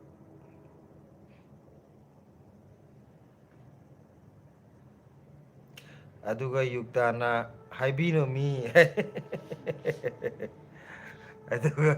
ꯃꯌꯥꯝ ꯅꯣꯛꯁꯦꯟ ꯇꯧꯕꯅꯤꯗ ꯌꯨꯛꯇꯥꯅ ꯖꯦꯀꯤꯖꯥꯟ ꯑꯃꯨꯛ ꯊꯣꯟꯕꯤꯔꯨꯅꯨꯀꯣ ꯑꯔꯦꯝꯕꯩ ꯍꯥꯏꯖꯔꯝꯃꯤ ꯃꯥ ꯍꯥꯟꯅꯗꯩ ꯑꯗꯨꯝ ꯀꯧ ꯂꯩꯔꯕꯅꯦ ꯑꯩꯉꯣꯟꯗ ꯑꯩꯅ ꯍꯥꯟꯅꯗꯒꯤ ꯑꯗꯨꯝ ꯑꯩꯈꯣꯏ ꯃꯊꯛ ꯀꯩꯅꯣ ꯀꯀꯥ ꯅꯪ ꯇꯧꯕꯗ ꯈꯣꯡ ꯐꯝꯖꯜꯂꯦ ꯑꯗꯨꯝ ꯍꯥꯏꯔꯕꯅꯤꯗ ꯈꯣꯡ ꯐꯝꯖꯤꯜꯂꯦ ꯍꯥꯏꯁꯦ ꯅꯪꯅ ꯅꯈꯣꯡꯗꯣ ꯇꯤꯡꯊꯣꯛꯑ ꯑꯩꯗꯤ ꯀꯥꯏ ꯖꯒꯥ ꯐꯝꯃꯨꯆꯣ ꯅꯠꯇꯦ ꯍꯥꯏꯅꯣ ꯑꯉꯥꯡꯁꯤꯒ ꯌꯥꯗ꯭ꯔꯦꯕ ꯑꯩꯗꯤ ꯅꯪꯒꯤꯗꯣ ꯀꯔꯝ ꯇꯤꯡꯊꯣꯛꯀꯦ ꯍꯥꯏꯅꯣ ꯌꯦꯡꯉꯣ ꯃꯥꯒꯤ ꯃꯈꯣꯡꯁꯦ ꯈꯤꯇꯪ ꯌꯥꯔꯕ ꯇꯤꯡꯊꯣꯛꯀꯦ ꯌꯦꯡꯉꯣ ꯇꯧꯕ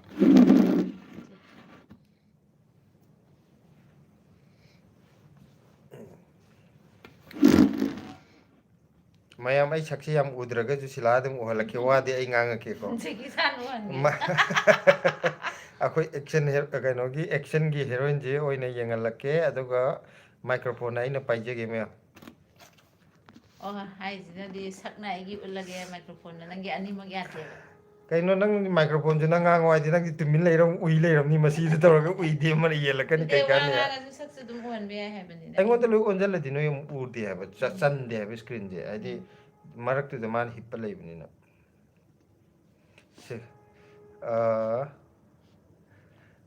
ꯀꯩꯅꯣꯒꯤ Sarojini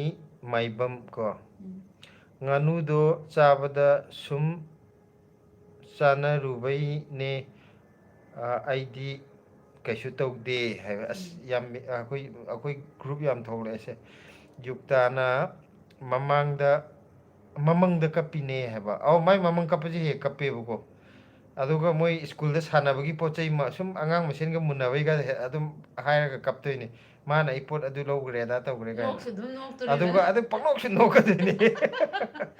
mi kharaga kigen mamga tuminar di khangna ki dei poni moi mo uda angang ga tuminar akhoi khoman chana as aina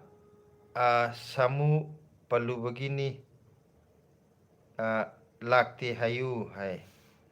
o tumbaido mangda samu panbagida aduga batika yumnam ai thangmai bandagini okay batika di thangmai bandene haiba Thamaiban karawai degino batika kari mathel chabirage ngasi je silana thangmai ban kadai dagino ye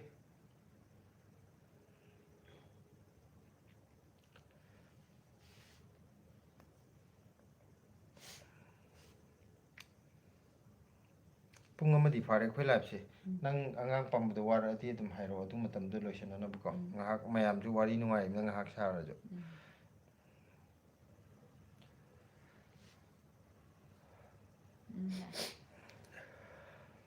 aduga khoi yuktagi tomorrow blessy je nungaitre ai suk charage see you tomorrow haire good night yukta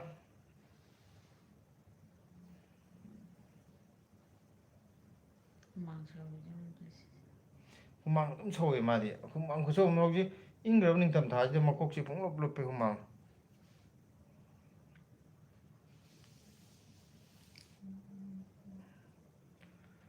delhi je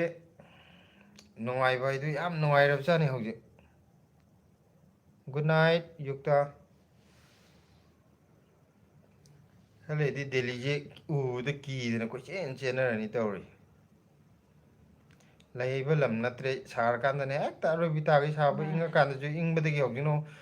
ing ba sa bu di ke su natre bu ko adu ga yam na sathi di pollution je ata phibam am cha de bu delhi gi pollution je mi ga loi na de poni sida sahi manga tara ga lai thara de bu ko laina ga loi tholok ka dori poni mayam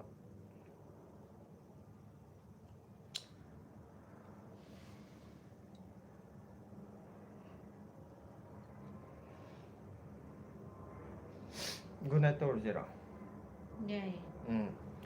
si kam yukta gi message sam lae ai gi laifam hairam ge sagolbal moirang lerak ta gi ne sagolbal nan kai no gi duna akoi prem gi na kai de na sagolbal kari lerak na ma duna lukram le amana lukram lerak kai no na yukta na moirang lerak ta gi ko